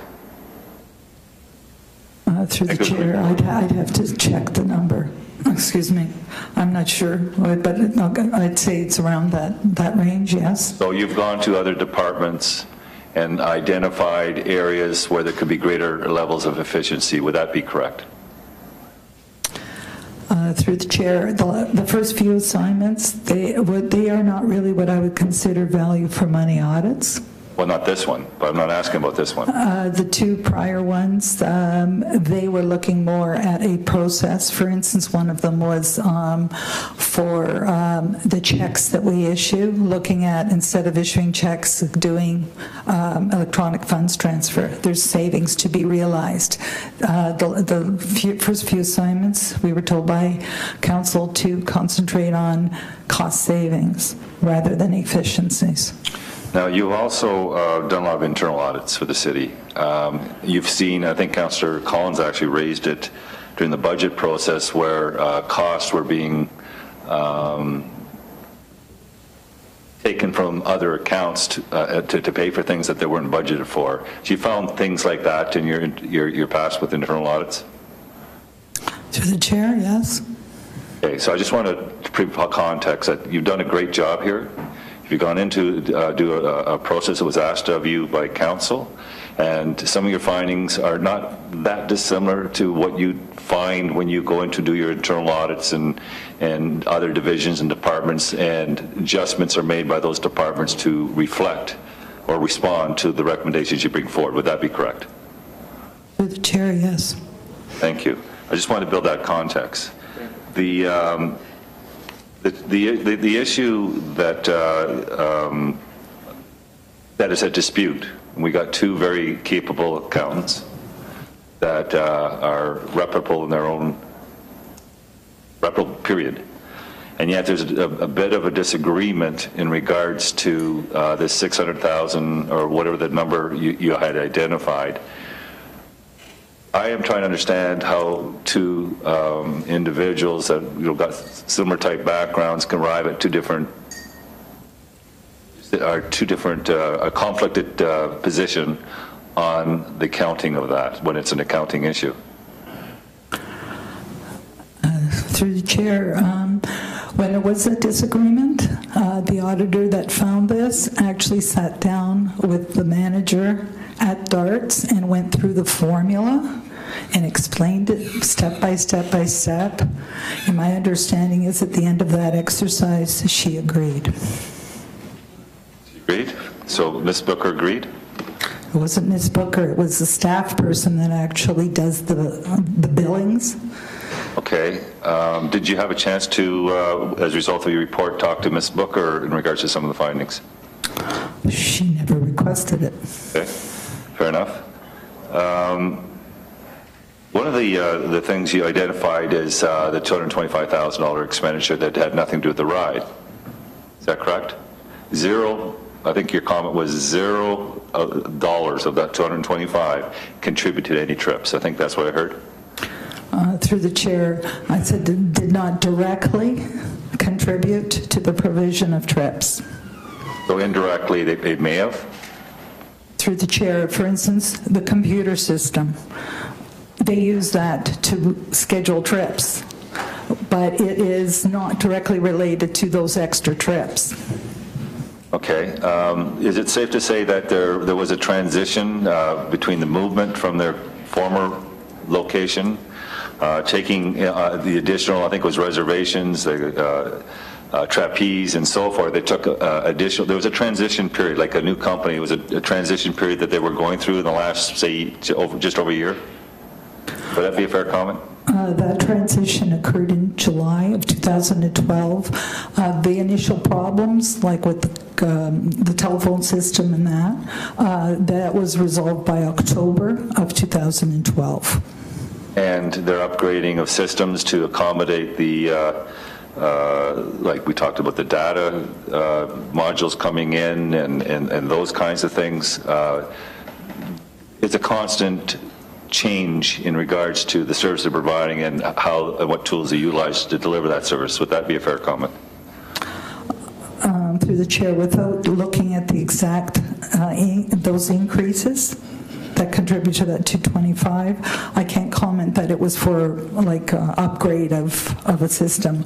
All that we know is it's in the systems area. Now, it was interesting that you made comment about you look at the rate or the number of grievances that take place within DARTS. Through the chair, we weren't allowed that information. Okay. Would it surprise you that they have a very, very low grievance rate within DARTS? Through the chair, I can't really comment. Fair enough. So, while I'm going back to relationships. Just keep going. I'm going back to relationships, through Mr. Chair, with staff. They have recognition of service. They have, I think the other thing was identified as a Christmas due with the employees. You identified that there could be savings by basically eliminating those things because there's no value add to that relationship with the employees. Is that how I read the comment? Through the chair, it's not no value added. It's not directly contributes to trip provision, and it also indicates there's not cost consciousness in that. It wasn't a Christmas party. It was Christmas gift cards that are given to all employees. Okay, so here's my question then. Happy employee delivers more efficient service, yes or no? Sure. Through the chair, I guess, but... Fair enough. You had also indicated that for efficiency that we could put more people on the bus. Is that correct? Through the chair, yes, but there was some extenuating circumstances that have to be taken also into consideration. You can't just keep putting people on bus. You have to look at like route optimization. You have to consider the clientele. If they're complaining about being on the bus too long, then your scheduling needs to be adjusted accordingly. The more you put on the bus, it becomes more challenging in regards to the time that individuals might end up sitting on that bus. Is that correct? Through the chair, that's possible, yes. Okay. You also indicated that I think you had a chart up there that showed 66 buses, and 60 were on the road at peak time at 3 o'clock, and therefore you had indicated there was greater level capacity with those 6 buses. Is that correct? Through the chair, yeah, that was the extreme. Like if you look at that chart throughout the day, it's much less than the 66. How many buses are actually in the maintenance yard during those days? Through the chair, according to management, at any given time, 10% of the fleet may be in maintenance. So 10% of the total buses available would be in the shop. So that's how we got to 66. You already had reduced it? We already reduced it. Fair enough. The other question I have is, did you observe, because you don't comment and I didn't see much of it, but I know I talked to you directly, how would you describe the partnership between ATS and DARTS? Through the chair, it can be improved.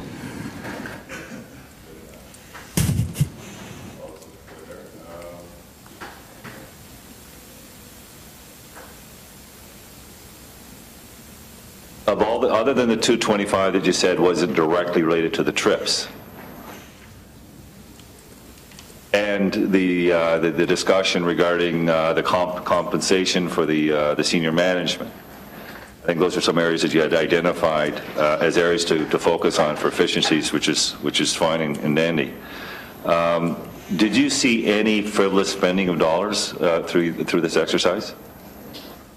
Through the chair, can you identify what frivolous means? Well, anything unusual in regards to the spending? Was there any misappropriation of funds? Through the chair, there's no misappropriation of funds that we found. Those are my questions. Okay, Councillor, I have Councillor Ferguson next. Thank you. Thank you, Mr. Chairman. Thanks for your report. I'll keep it short and simple. I agree with Councillor Roland Jackson that we need to kick this down the road to the 2015 group. I really liked, through Mr. Chairman, and that one chart that showed a weighted average of complaints per 1,000 trips. That really gives me the message that it's been filtered, because there has been a significant spike. When it does come back, I would also find it useful on one page to show what their budget's been in the last 5 years, because I couldn't find that in the report. Maybe it's there, but everything's scattered. But on one chart, what was their budget? What was their what was the actual cost? What was the budget? What was the variance? How many trips and how many complaints? Because you can look on one page and watch the trends. So if it's possible to get that back when it does come back to us, I personally would find that helpful. Through the chair, are you looking at like over a 5-year period, or? Okay, because the reason you can't find in here is we did 2013 only. Okay. But we can prepare that. Actually, the information I think is available through ATS because they get a set of financial statements at the end of every year. So actual budget variance complaints trips and watch the trends. And then that other chart's very useful because it tells a tale on the number of complaints. Yes, there has been a spike in budget. Yes, there has been a spike in complaints, but ratioed out is 4 times higher. And that's a concern to me when I see that number. And I would suggest, Mr. Chairman, through you to staff, when you do come back, I found that the HECBI review being reduced to a smaller subcommittee to do the work is more manageable. And we actually reached a good conclusion with that. And I would suggest that rather than do it in GIC where it gets on wheeling with 16 different voices, we get 4 or 5 volunteers to go off and bring back a recommendation. So that's my comments. Thank you. All right, thanks for those. I have Councillors Duval, Clark, and Farr next. Councillor Duval. Thanks, Mr. Deputy Mayor, and thanks, and all good questions from everybody. Slide 26, I believe it is.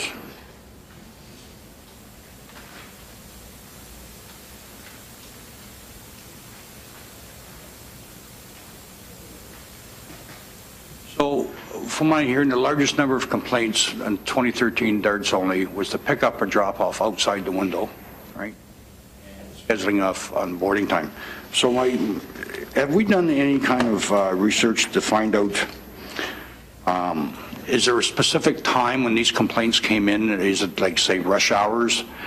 And is it a certain geographical area? And the reason why I'm asking that is, it could be the rural areas, it could be rush hour traffic, and the increase of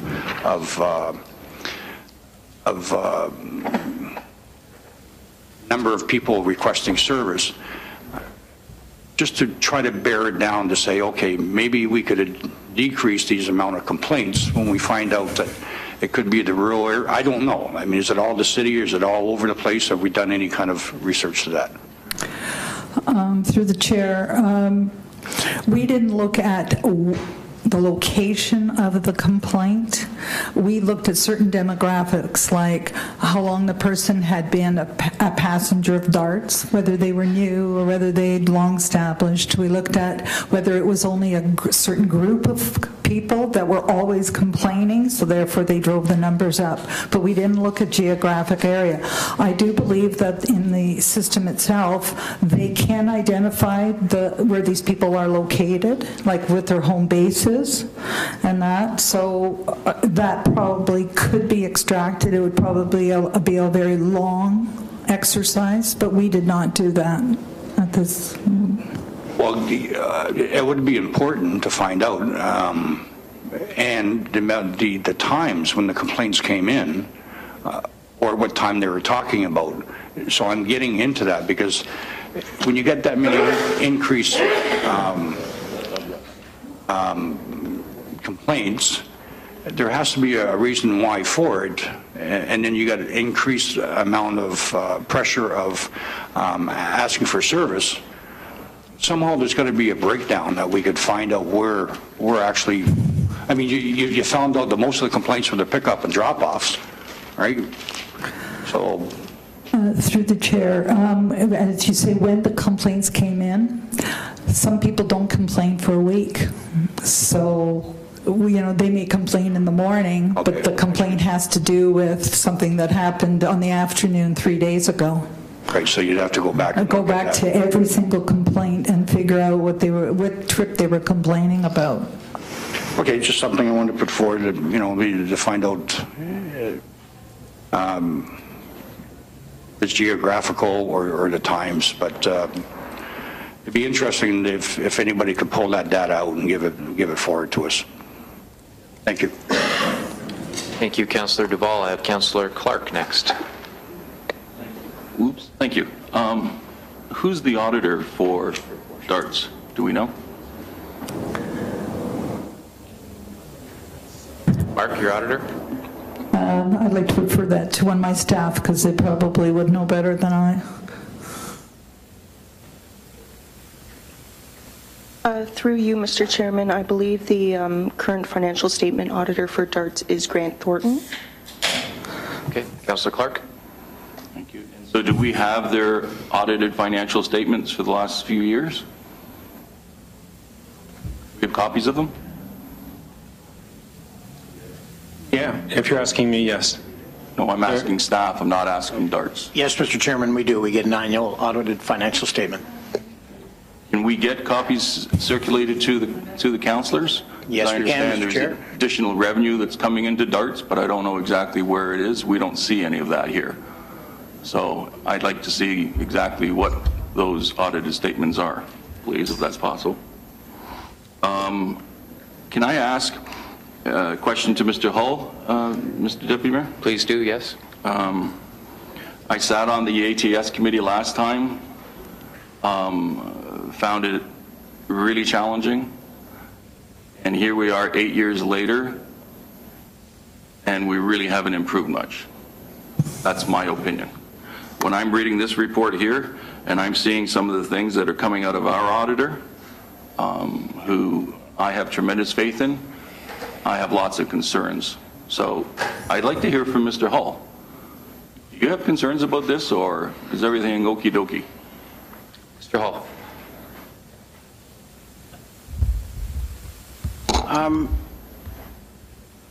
I think the most important takeaway I could suggest for committee and council there today is that the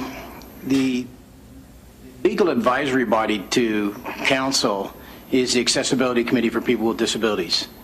And they have a transportation subcommittee. And Paula represented the committee today, and although Paula and I didn't cooperate on her delegation today, I would say she's almost bang on in terms of the staff perspective, in terms of where we need to go. I think if there was one summary statement we could make, and it's about changing the method of service delivery. I think we saw it at least 4 times in Ann's presentation. And I think if there's one thing we can all agree on here today, and I suspect audit and the consultant and ACPD and staff and DARTS and the clients can all agree on, is we need to change the way we deliver our services. And we need to go into multiple forms of service delivery and drive the trip down to the lowest cost service provider that's capable of accommodating the particular disability that the client has. To take it to its extreme, I think that Paula really reflected the views of ACPT today that have been long-standing for quite some time. And I think that the optimum model, in our view, is to move as close as possible to a complete demand responsive service. And to clarify perhaps the confusion between the client's lack of interest, perhaps, for lack of better words, in a demand responsive model, is that DARTS really does provide a high quality service on their non-ambulatory fleet, but it's very expensive, and the same service can be provided, in particular ambulatory service, at as little as half the cost. But I think the most important takeaway from here today is not even the financial takeaway. It's our requirement under AODA, it's our legislated requirement in time to provide an equitable service or an equivalent service to the conventional transit service. And I think that that's the most important message, the one that Martha delivered today, is that the disabled clients are not being provided the same access to public transportation that the able-bodied clients enjoy of the HSR. And that's characterized in high trip denials, long waits to book, late pickups and drop-offs, all those kinds of issues that are rising here. None of those are intended to be conflicts, are intended to be criticisms of how DARTS provides the service. They're indicators of our need to change. And the best way to change, or what we should try to achieve, I think the ACPD committee's hit the nail on the head, and Tim Nolan has championed this for years, is to get as close to, move as quickly and as close to full demand responsive service as quickly as we can. It accomplishes a number of goals. It allows spontaneous travel that's equivalent to the HSR. Right now at the HSR, you have full access to spontaneous travel. You can go out 21/7 or 24/7, and demand responsive service is the only model that would allow, it's the closest model to equivalency with the HSR, and it's the closest type of service delivery to achieve the full intent and full compliance of AODA. The other beauty of the demand responsive model is that it's self-service, and in that it eliminates all of the overhead. It eliminates all of the reservation, scheduling, and dispatching. Right now we duplicate reservation, scheduling, and dispatching because the taxi operators have reservation, scheduling, and dispatching. So there's a duplication of service there.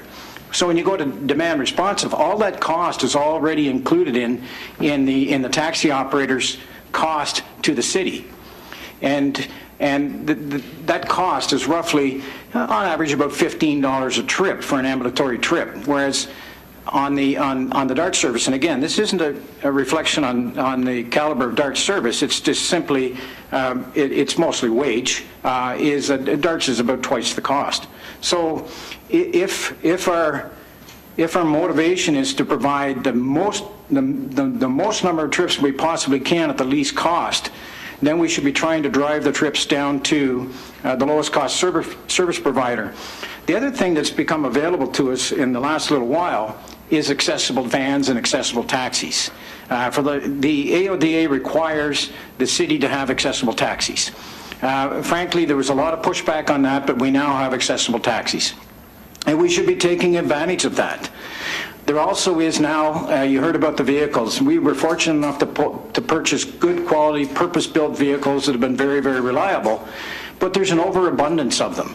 And we need to stop purchasing or put a moratorium on purchasing those vehicles, in my opinion. There's actually a vehicle that's come on the market now called an MV1 that's an accessible type van. So what I'm suggesting to you is that we now have an accessible taxi bylaw. We now have what we think is a fairly reliable, accessible van. We already have a reliable, accessible sedan service provided through vets. So we have these service delivery models or types available to us. I think what we need to make a decision about is whether or not they're all going to be done, or the majority are going to be done on the higher cost model, which is DARTS, which is also it's the highest quality service as well, or whether we want to try to get the most return on our investment by pushing those trips down to the lowest cost service provider that's capable of accommodating the particular disability. To do that, to get to full demand responsive, we actually have the mechanism in place right now. It's our taxi script program. And right now our taxi script program is a 60-40 split, where the city subsidizes to a level of 40%. What I think the Transportation Subcommittee of ACPD is advocating for, well, I know they're advocating for, is to change that subsidy level, because in essence, DARTS is already, the DARTS program by city policy is already subsidized to the tune of about more than 90%, where the subsidy for demand responsive trip is only 40%. So if we actually have a mechanism in place right now to move us towards a demand responsive system, and it's quite frankly as straightforward as changing the policy with respect to the subsidy level for demand responsive trip. So I did have some suggestions for committee before you give us direction, Mr. Chairman, if that's... Councillor Clark has the floor, so if he's interested in to hear those, then... I'm interested. First is to put a moratorium on the purchase of purpose-built buses. These are the DARTS buses you see, and I think we can all agree on that. I think everybody, the consultant, DARTS, the city, everyone can agree that we probably need to move in a new direction, and that we have more of these buses than frankly we need. That we want to talk to DARTS about a freeze on their fleet size until such time as we can report back with viable options for council's consideration. And I'm kind of drifting over into the second report, the staff report, and that we take some immediate actions with respect to reducing complaints, and whether or not committee and council wants to wait on that until report back, or whether they want to start taking some immediate actions in collaboration with DARTS to start reducing the numbers of complaints, and we have some ability to work on that before we report back to council. And then when we do report back, we maybe focus in particular on demand responsive service and what opportunities that opens up for the city, and what policies may need to change to allow us to go in that direction, like the current taxi script policy, Mr. Chairman. Just a few quotes from the minutes from ACPD Transportation Subcommittee, and completely in line with what Martha was saying, or Paula, sorry Paula, it's the third time. Fundamentally, there should be a variety of service, not capacity. A system should be flexible enough for individual passengers to choose what they need. So we now have flexibility we didn't have as little as just a couple of years ago. 75% of new clients are ambulatory, therefore don't require a DARTS bus. So those are trips that can be downloaded to an accessible taxi, a non-accessible van, or to a dedicated taxi. We need to offer on-demand service. We need to provide taxi service at bus prices. That's the taxi script policy I'm talking about. We need to provide accessible taxis. We now have accessible taxis. So what we're hearing today is essentially what our Council's Transportation Subcommittee has been advocating for now for a number of years, Mr. Chairman. Okay, thank you, and I appreciate that. So with regards to vehicle purchase by DARTS, do they purchase the vehicles and we just pay the bill, or do we approve purchases of vehicles? The city purchases the non-accessible vans, the purpose-built accessible fleet. There's about 70 of those, and we do that in collaboration with DARTS. And those, as the consultant mentioned, has been a very, very successful acquisition. There's been a lot of failures in the industry. I guess a concern we have is for the acquisition of accessible vans by DARTS. Clearly, there's a less expensive way to do that and achieve the same outcome, Mr. Chairman. So you're suggesting a moratorium on the vans? I would suggest a moratorium on any more acquisition of fleet by DARTS until we sort this out in 2015.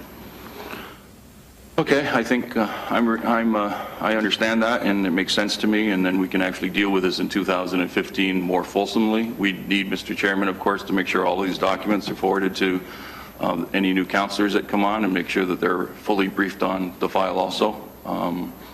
I like what Councillor Ferguson talked about. We did have that AT. I think we still have it, don't we, Councillor Marula, the committee that dealt with accessible transit? I can't remember if it's still in existence or not. Yes, it is. The clerk says it is, but we have to just turn the switch on. So it's already there with people ready to roll. I think that would assist us. So I support Councillor Marula's deferral to next year, provided that there's a moratorium on purchases, just to make sure that we're really controlling the expenditure side. Thanks for that. And I have Councillor Farr next on my list. And in a moment, after some questions for Ann, just a few, I'll ask for a response. As you indicated at the start of the meeting, I would be able to ask some questions of our DARTS folks with respect to the moratorium, the freeze on the fleet size, and what it may mean from an operational standpoint. And I'll have an opportunity to offer something to this committee as well. I'm still hanging on to, hopefully, hearing Don Hall's comments and his offer to work together and taking immediate action on complaints. I'm wondering if that goes hand in hand with what I suggested, that as per slide 34 of Faye's presentation, DARTS gaining the ability to survey their riders and work with their customers more closely. So I'll get to that in a second, but Ann, just slide 11, please. You don't have to stand before us anymore. And thank you to your two staff. They were always available to our board, and certainly there was a lot of questions from the board, and they carried out their duties, I think, that in a professional manner. I know you've got lots more on the agenda as per a council mandate to find savings, and I think they're going to do very well now that they can get at that piece, because we sort of jumped the queue, I think, with this particular initiative, and it did take some time. So You have a question somewhere in there? I'm sorry. Councilor Marula's sigh really threw me there. Real quick, page 11. The count. Did you just, on the maintenance here, right. When you measured this, were we at a fleet that was relatively new versus a fleet that was more aged? Do you know the answer to that? Because I would suspect that maintenance is much busier when the fleet is much older. Through the chair, we looked at 2007 to 2013, where the data was available. The reason this is coming up is actually the 2013 results when the fleet would have been the youngest. The youngest. I see. Okay. The slide 28. This is the between 2007 and 2013 staff levels have increased, headcount of 45 employees. Do we discriminate between full-time and part-time there? This is head count, and what we did was we converted the head count to full-time equivalents before we did any further calculations. So, I'm sorry, so through this part-time staff, we would have combined staff to form a full-time equivalent if they were part-time. You're saying that we have a 33% increase in FTEs? No, through the chair, head count. Head count. Head count. Do you know what it is if you were to convert it into FTEs? Through the chair, I don't have that at my fingertips, but if you go in the report, that section, each of those groups being, management, whatever, you'll see where we've converted them. I'm just trying to find which pages those are. Much lower than 33%. It's probably a third of that because we have a lot of part-time drivers. Okay, it's okay. I just wanted to make sure that that was clear because it jumps out at you 33% in a relatively short period. And maybe I'll get confirmation from Mr. Mindorf. I'm fine, and I thank you again for the presentation and the professionalism your staff brought to the process. Okay, I have Councillor Whitehead for a second. I still have what time? You have sure. Oh yeah. No, well, we have the reports in front of us. So if you want to do it now during Anne's presentation, or you want to come back when the reports are presented, it's up to you. Go ahead. We should receive Anne if there's still questions for Anne, and then I will have questions for. And I will come back to you. The DARTS staff. Yep. Councillor Whitehead, second time.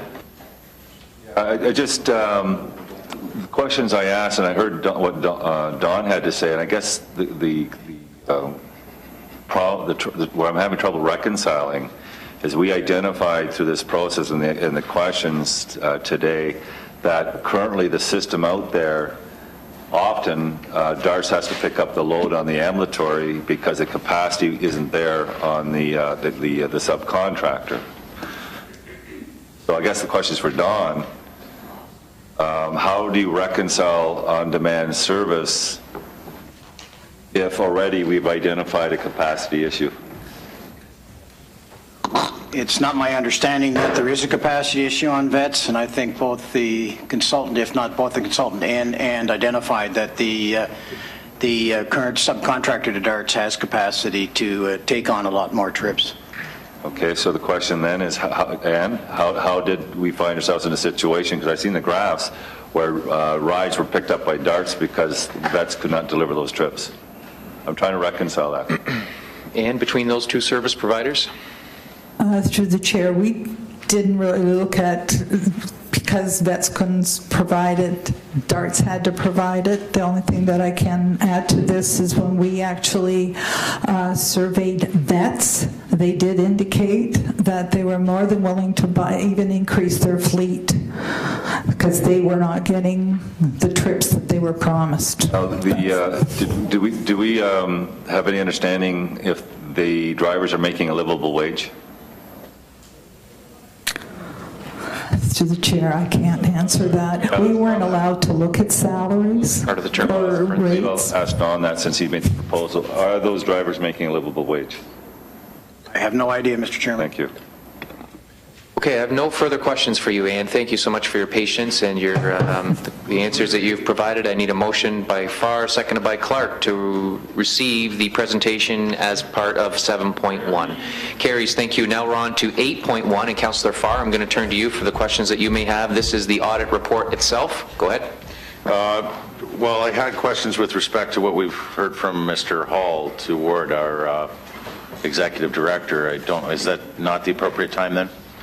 Go ahead. Yeah. Okay, Mark, it's been suggested that we contemplate in this committee setting a moratorium on fleet acquisition, fleet size, and work together in a coordinated effort on immediate action toward complaints. Your comments on how that may or may not affect the operations henceforth. Hey, well, this is a bit of an example of how external activities work to defeat performance. It's a situation of autonomy and control. The fact is that VETS is having a very difficult time obtaining and keeping drivers, and to the extent that there's a significant budget variance that's attributed to the fact that we're carrying trips that should belong on VETS.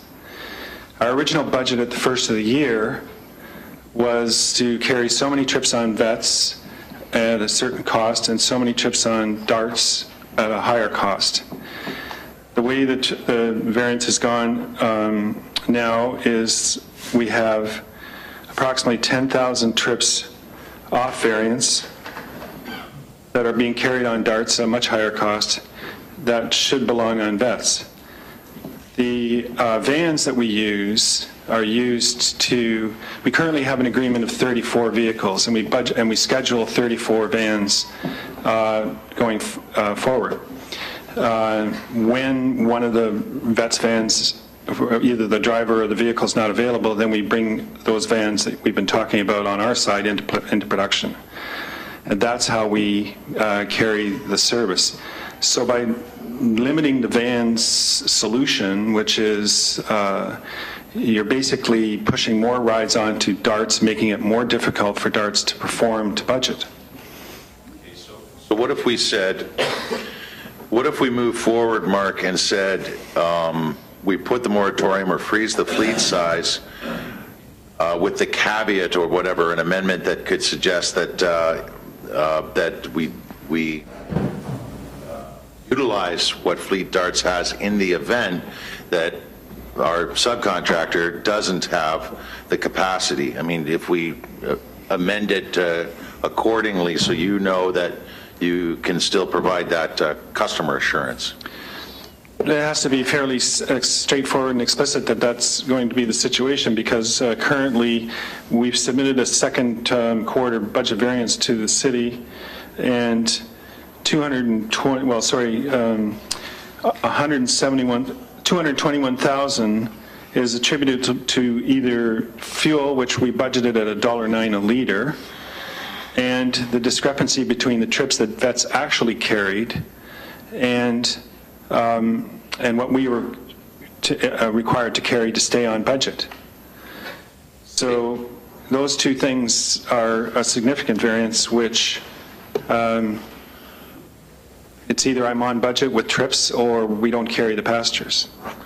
So there's a because there's a high turnover, it's a minimum wage position, and because there's a high turnover in the driver pool, we're faced with a number of times when we have to put vans into service. So limiting the number of vans that can put into service is going to cause performance problems. So the minimum wage, the high turnover, we don't have anybody here from VETS, and I don't think we should be, we're hearing, no, and they weren't included.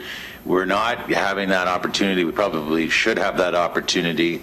And I think probably between now and 2015, since we're going to have this tabling or deferral, they need to sit at the table, quite obviously, because we've got one party behind us, behind me, saying they have the capacity, and others saying they have part-time workers, high turnover, and don't have the capacity. So I'm having a little bit of difficulty just straight out putting a moratorium or freezing fleet size, but I'd be happy to entertain a caveat that says, in the event the capacity isn't there from the subcontractor, that we as a stopgap measure, utilize what we have on the DARTS side. I'll get to that. Immediate action on complaints. Your comments on how you would work with staff on that, Mark. As the consultant brought forward, we need to review the complaint management process to ensure that there's a cause and effect between complaints and that dealing with the particular causes, we can reduce the complaints. My experience with the complaints management system to date is there's not really an exact cause and effect. The reason why our complaint system does take the trip down to who was the reservationist, the scheduler, the driver, and the dispatcher. So there is some post review of the ride, and our findings are that there isn't significant number of complaints. When you break it down to that, there isn't a significant number of comments, because what we're rides in the same pot. So we can't really talk about a particular driver, a particular scheduler, a particular reservationist who needs more training or whatever the detail is. There's a certain randomness in the service. We've been looking at traffic issues. We tried to tie to amount of snow on the ground. And to date, the correlation is pretty weak. So what we continue to look to see if we can find reasons to get the complaints reduced. But right now, there's just not a really good severity measure to the complaints. So we really they're just comments or sometimes complaints. It's needs a bit of work. Okay, to make it better. And I will put forward a motion or add to the motion that you have the ability to survey riders through you, Chair, to Don Hall. You can provide that information going forward as you work collaboratively to pinpoint and find some answers on the cause and effect as alluded to. I'm through, except for, I think it would be, since we have him here, I know Faye had to leave, but through you, Chair, to Mark, we heard from Don Hall that you're 5% above on the budget for 2015. Care to comment through the Chair? The thing is it's the deficit funding model that makes, I keep hearing all through the session, we're over budget, we're over cost. The deficit funding model says we're basically going to give you a set amounts of funds for the year. Anything else than that comes back as a deficit. I like the idea that we're doing away with the deficit funding model and that I believe we fund it appropriately, as other departments in the city are. And I think this whole idea of perceived incompetence will hopefully go away. I'll move those two motions. When we entertain the motion under 8.2, I'll come back to both Councillor Marula and yourself. And I think, Don, you wanted to say something on the last comment? Yes, Mr. Chairman. Is it safe to assume that in put a moratorium on the fleet acquisition, that the threshold be such that we don't cancel trips? So that if we find ourselves in that set of circumstances, we may on a temporary basis have to either give direction to our taxi industry or direction to Mark to acquire fleet to allow us to, if we had an abnormal amount of breakdown perhaps or full vehicle failures, but we take it to the degree that we don't cancel our committed trips, Mr. Chairman. Okay. Councillor Clark. Can we also make sure that there's some discussion with vets?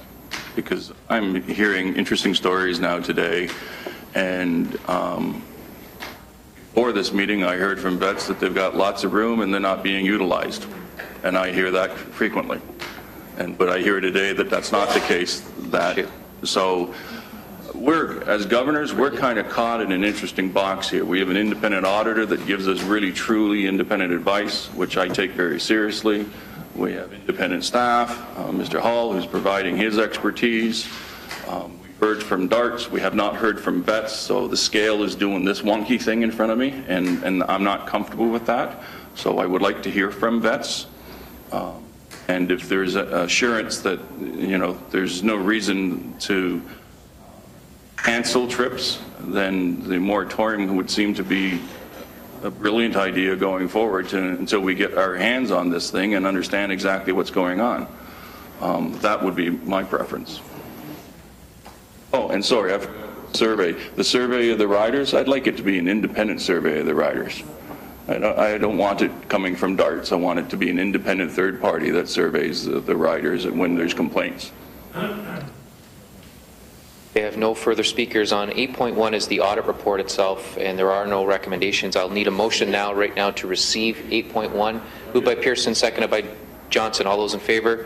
Carries. Thank you. 8.2 is it's labeled as the DARTS 2013 deficit funding. There are recommendations that are attached. This would be the time, I believe, to provide the direction that was discussed in the last item. So I have a mover in Councillor Marula, seconded by Councillor Farr, and then there are amendments to that. Councillor Marula, go ahead. So from my perspective, I was just prepared to defer it to 2015 term of council, allocate the necessary funding for this year, and I believe Councillor Farr has some friendly amendments that I'm willing to accept. So I would add, and in the interim, freeze on fleet size or moratorium on fleet acquisition occur, and that vets, if available as subcontractor with the van capacity, is utilized, and if not, that I will say again. Yeah, but it's okay. The suggestion across the floor, and I'm trying to find some common ground, is that it comes back to us if there's a cancellation of trips. If there's an interruption in service, I think is the words that Mr. Hall. You want to help us with the wording on that? We're committing to not canceling trips and using whatever mechanism necessary to deliver the trips. That would include not only vets, but the broader taxi industry as well as the accessible taxi industry, recognizing that may create, in fact, will create a budget pressure in 2014, but the primary mandate is to deliver the budgeted amount of trips by that most cost-effective means available to us. Yeah, that's a lot for the clerk and everyone, I think, to take in at one time. So can I suggest, I think we know what the intent is, that Councillor Marula's intent is to push this to the next term of council for the model itself to be discussed in terms of where we go. Certainly there'll be, I believe, a 2015 budget discussion that'll be very involved with the committee and subcommittees as well. Your suggestion, though, I think, to go forward with a motion on the fleet can be approved here today with the moratorium, but we'll ask Mr. Hull to help between now and council on the exact wording in terms of how we take care of the service delivery. I still think we need to move ahead with Part A. I mean, it's a moot point now. It's already been through. So we'll come to committee on that. Go ahead. There's still an option. I mean, Mr. Hall just provided 3, and I didn't hear DARTS with an existing capacity to cover where that side of the argument says that it's been unavailable to them. So I don't know if maybe we should probably... I think the thrust is a moratorium, which we all seem to have some agreement on. The question is, what happens to the service delivery? If there are issues with service delivery, what direction is given to staff? Because we're in an awkward spot now between two councils, and the next committee meeting is quite some time away. Okay, so Part 2, and that DARTS works with ATS and Don Hall and his group on the ability to survey riders, have focus groups with riders, and identify ways by these surveys and focus groups to improve. Up until now, they don't have the ability to communicate that way. However, an independent survey can also be contemplated. I'm fine with that as well. I think what I was getting at with page 34 of the DARTS consultant report was giving the ability where it's not existed before to the operators to reach out to the folks that may have some concerns and start a dialogue, start to have a conversation, go back to the board and find ways to mitigate the issues. So that's what I was getting at there. But a survey, as an independent survey, I'm perfectly fine with that as well. In addition to an independent survey, then would be the wording. Yeah, and I think there'd be direction there that staff come back with either the survey or terms of reference attached to that whole process. So we'd give direction here today. So I'll come back to you on those two. Certainly with Councillor Marula's. Yes, go ahead, Councillor. Yep, go ahead. So on the main motion, we can assume then that part of the, at the table will be vets. As we move forward, yes, we're consulting vets and getting some clarity when this comes back to us in 2015 on exactly what the... Do I need to provide that direction to staff? Yes, yep. Very good. Councillor, thank you. You're good. Councillor Clark? Yeah, just quickly, because I do recall in the past budget, we actually moved the payment of the deficit for DARTS. And so we're approving it in this motion. So between now and council, can we just double check with Mr. Zagaric that we're not being redundant here, that we haven't already approved this? I can confirm from you, we in fact haven't, committee council hasn't approved it, but we have transferred the funds in order to close out the books. Thank you. Okay. Councillor Pearson and then Johnson, go ahead. Thank you, Mr. Chairman. I just wanted to ask maybe a friendly amendment to the motion on the floor, because if I remember correctly, we were going to ask for immediate action to reduce the complaints as well. Yes. And one last thing, I understand that a subcommittee was thrown around a little bit. Can we add that as an amendment as well, that for the 2015 selection process within the new council, that a subcommittee for DARTS is selected? For the operational review. For the operational review. And my understanding was that we needed some sort of similar to what the HEC-5 was, where they were actually looking at what. That's okay. We don't need to add that. Thank you. Okay, so subcommittee, though, having the last meeting that got the auditors going, we did not have DARTS at the table. They should probably be represented on the ATS committee. They should be at the table. They should be invited. So I think we understand right now where we're going with the motion. I'm going to, just to be clear, I'm going to do them one by one.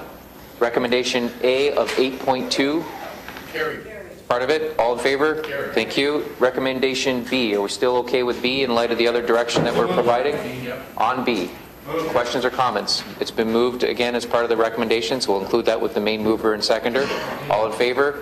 Carries. Thank you. I'm now going to go to Councillor Farr. Your moratorium on additional fleet purchases. We will come back with some better wording as suggested by Mr. Hall, but for the purposes of moving forward today, all in favor of the moratorium? Carries. Thank you. Second one we'll deal with is the immediately reduce the number of complaints that Councillor Pearson has just suggested. It was raised by Mr. Hull as well. In favor of providing staff direction on that? All in favor? On that? It's my understanding, Don can confirm this, but my understanding that the complaints are down. I think for September they're projecting at 200, and I think last month it was much less than that, so that the complaints are considerably down. Is that correct? Year over year, we're still ahead of the same month last year, Mr. Chairman. About the last 3 months. Through the chair, please. Through the chair. Mr. Chairman, yes, year over year, we're still ahead of month to month over last year. I think 2,000 complaints year to date. 2,000 complaints year to date, Mr. Chairman, thereabouts. Mike, please. So it's 80 complaints in August. Thank you. 80 complaints in August. I just want to identify that in fact, the complaints have been coming down, because I don't think that's been touched on. Okay, and before I come back to the survey motion, Councillor Whitehead wanted to speak to the main motion as amended, so before I move that last part, Councillor, this would be the opportune time to do that. Thank you, Mr. Chair. First of all, I want to thank the staff for the work they did and the consultants who clearly identified that this is probably one of the most dynamic services that provide the greatest amount of on-demand service than any other of the comparators, and all the comparators they looked at were in-house.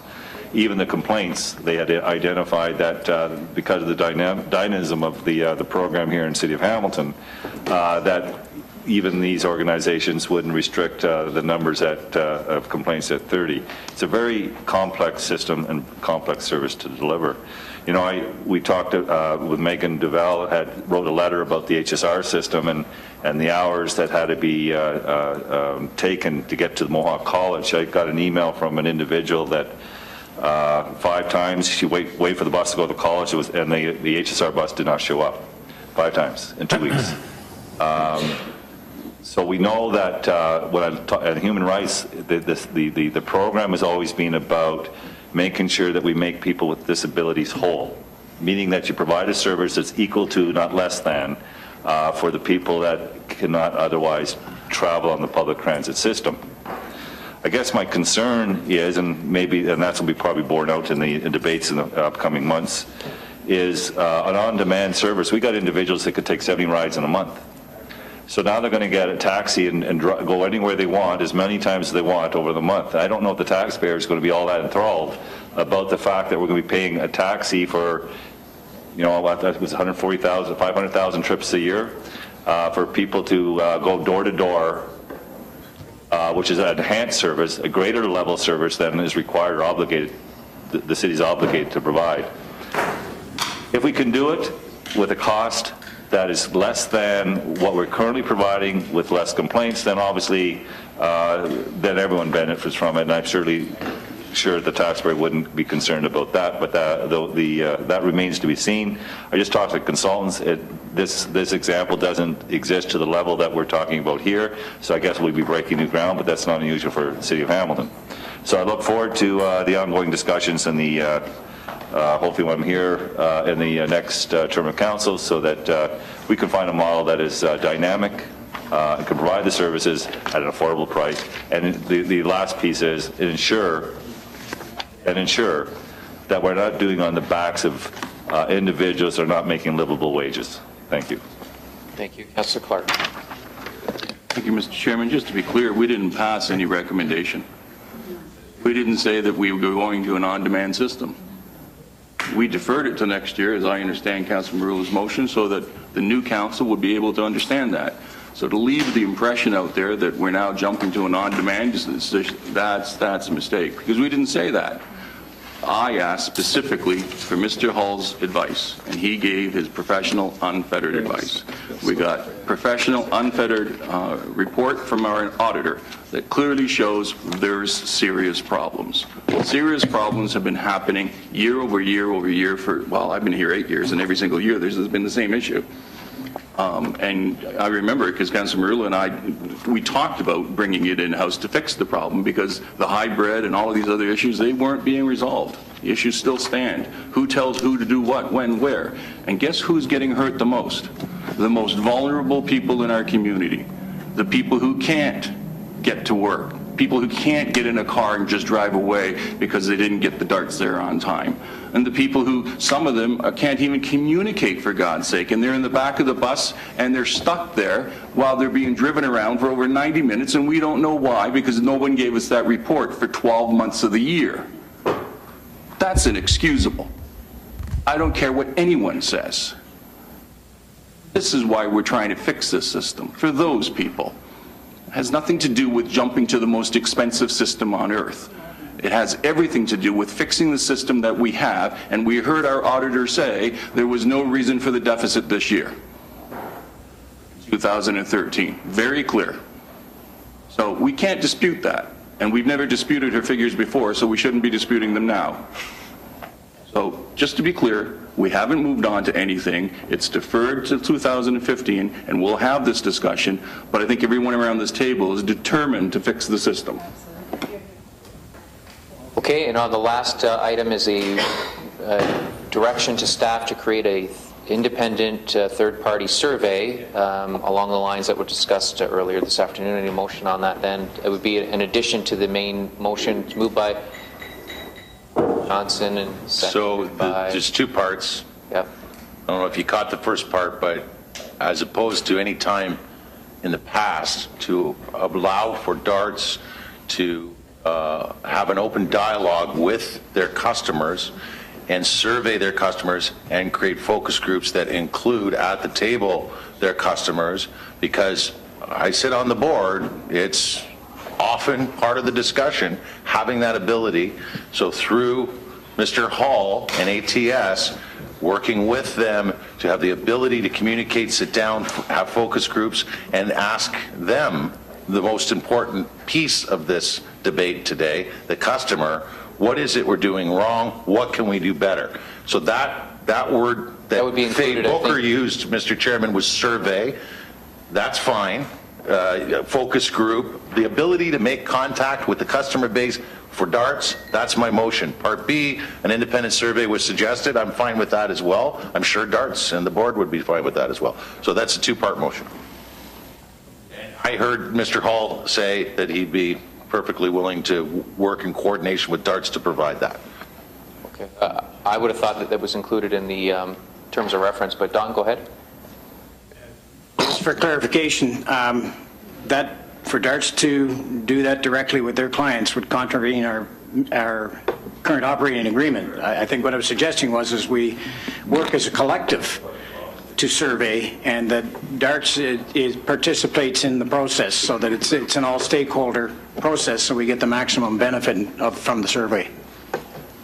But it would be led by city as the contract manager, city staff. Correct, and I think that was the suggestion that was made earlier, and to be clear, there will be terms of reference that would come back as part of this process that the new council could endorse, change, modify, or do otherwise with. So, through you to Don, DARTS will be at the table. Is that what I heard? Yes, Mr. Chairman. Sorry, yes was the answer? Thank you. I'm fine. Yeah, just to be clear, we own the contract. They're the ones that are fulfilling the contract.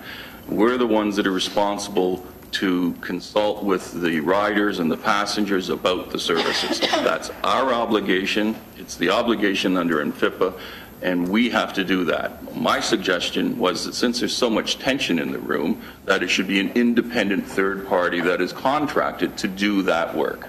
So DARTS and ATS can be talking to that independent third-party contractor, but that person is going to be the one talking to the passengers. And that was my motion, sir. I think that's been part of the issue and problem is that when you are the front lines, the drivers on the front lines, providing the services, getting to know the passengers, in fact, some really good relationships have evolved over the service, and yet they can't consult with those passengers in regards to the service and do surveys and understand how they can improve on the issues and take recommendations from the passengers, because a third party is only the one that's responsible for, or the city is only one responsible for it. That's the disconnect. The people providing service should be able to consult with the passengers that they're driving. And I think what Councillor Farr was getting at is that they've been, because of the way the contract's written, they have no access to do that kind of work with their passengers. And there's nothing wrong with it. It's a complementary to the city enforcing the performance matrix. I have no problem with that. But to suggest that DARTS shouldn't be at the table when they're the ones that probably has the most direct contact with its passengers is silly. Councillor Clark, did you vote? I'm going to do this. I suggested that they be at the table. Did I not say that, Mr. Hull? Yes. Here's the problem. If DARTS is doing the survey, there's a bias inherent in there. And the passengers, I've got complainants that say they can't complain to DARTS. I've got complainants that, Mr. Chairman, have told me very clearly they won't complain to DARTS because they're afraid of not getting good service as a result of the complaint. And they've been told by drivers, don't complain.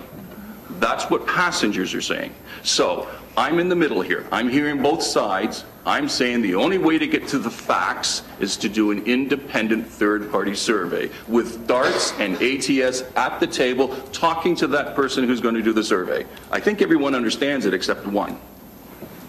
At this point in time, I think we're all on the same page, and I'm going to test that theory right now. And it's a motion then to create a third-party survey, and with the terms of reference to come back to the new... Did I say something wrong? Did I? Okay, so with the terms of reference to come back to committee and council as part of the new term. Of which I will fully support because it's one step further than DARTS has ever been in terms of engagement in the past. Great. On that, all in favor? Any opposed? Hearing none, no motion to adjourn. We still have 8-3, 8-4, 8-5. So anything else before, hang on, I just want to be clear before we move on from the 8.2, anything else to add? Hearing none, we're moving on to 8.3. 8.3 is ACPD report. And it's that the mayor correspond with the premier. We're all clear on that one. All in favor of moving it? It's moved by Pearson, seconded by Johnson. All in favor? Thank you. On 8.4 from July 8th.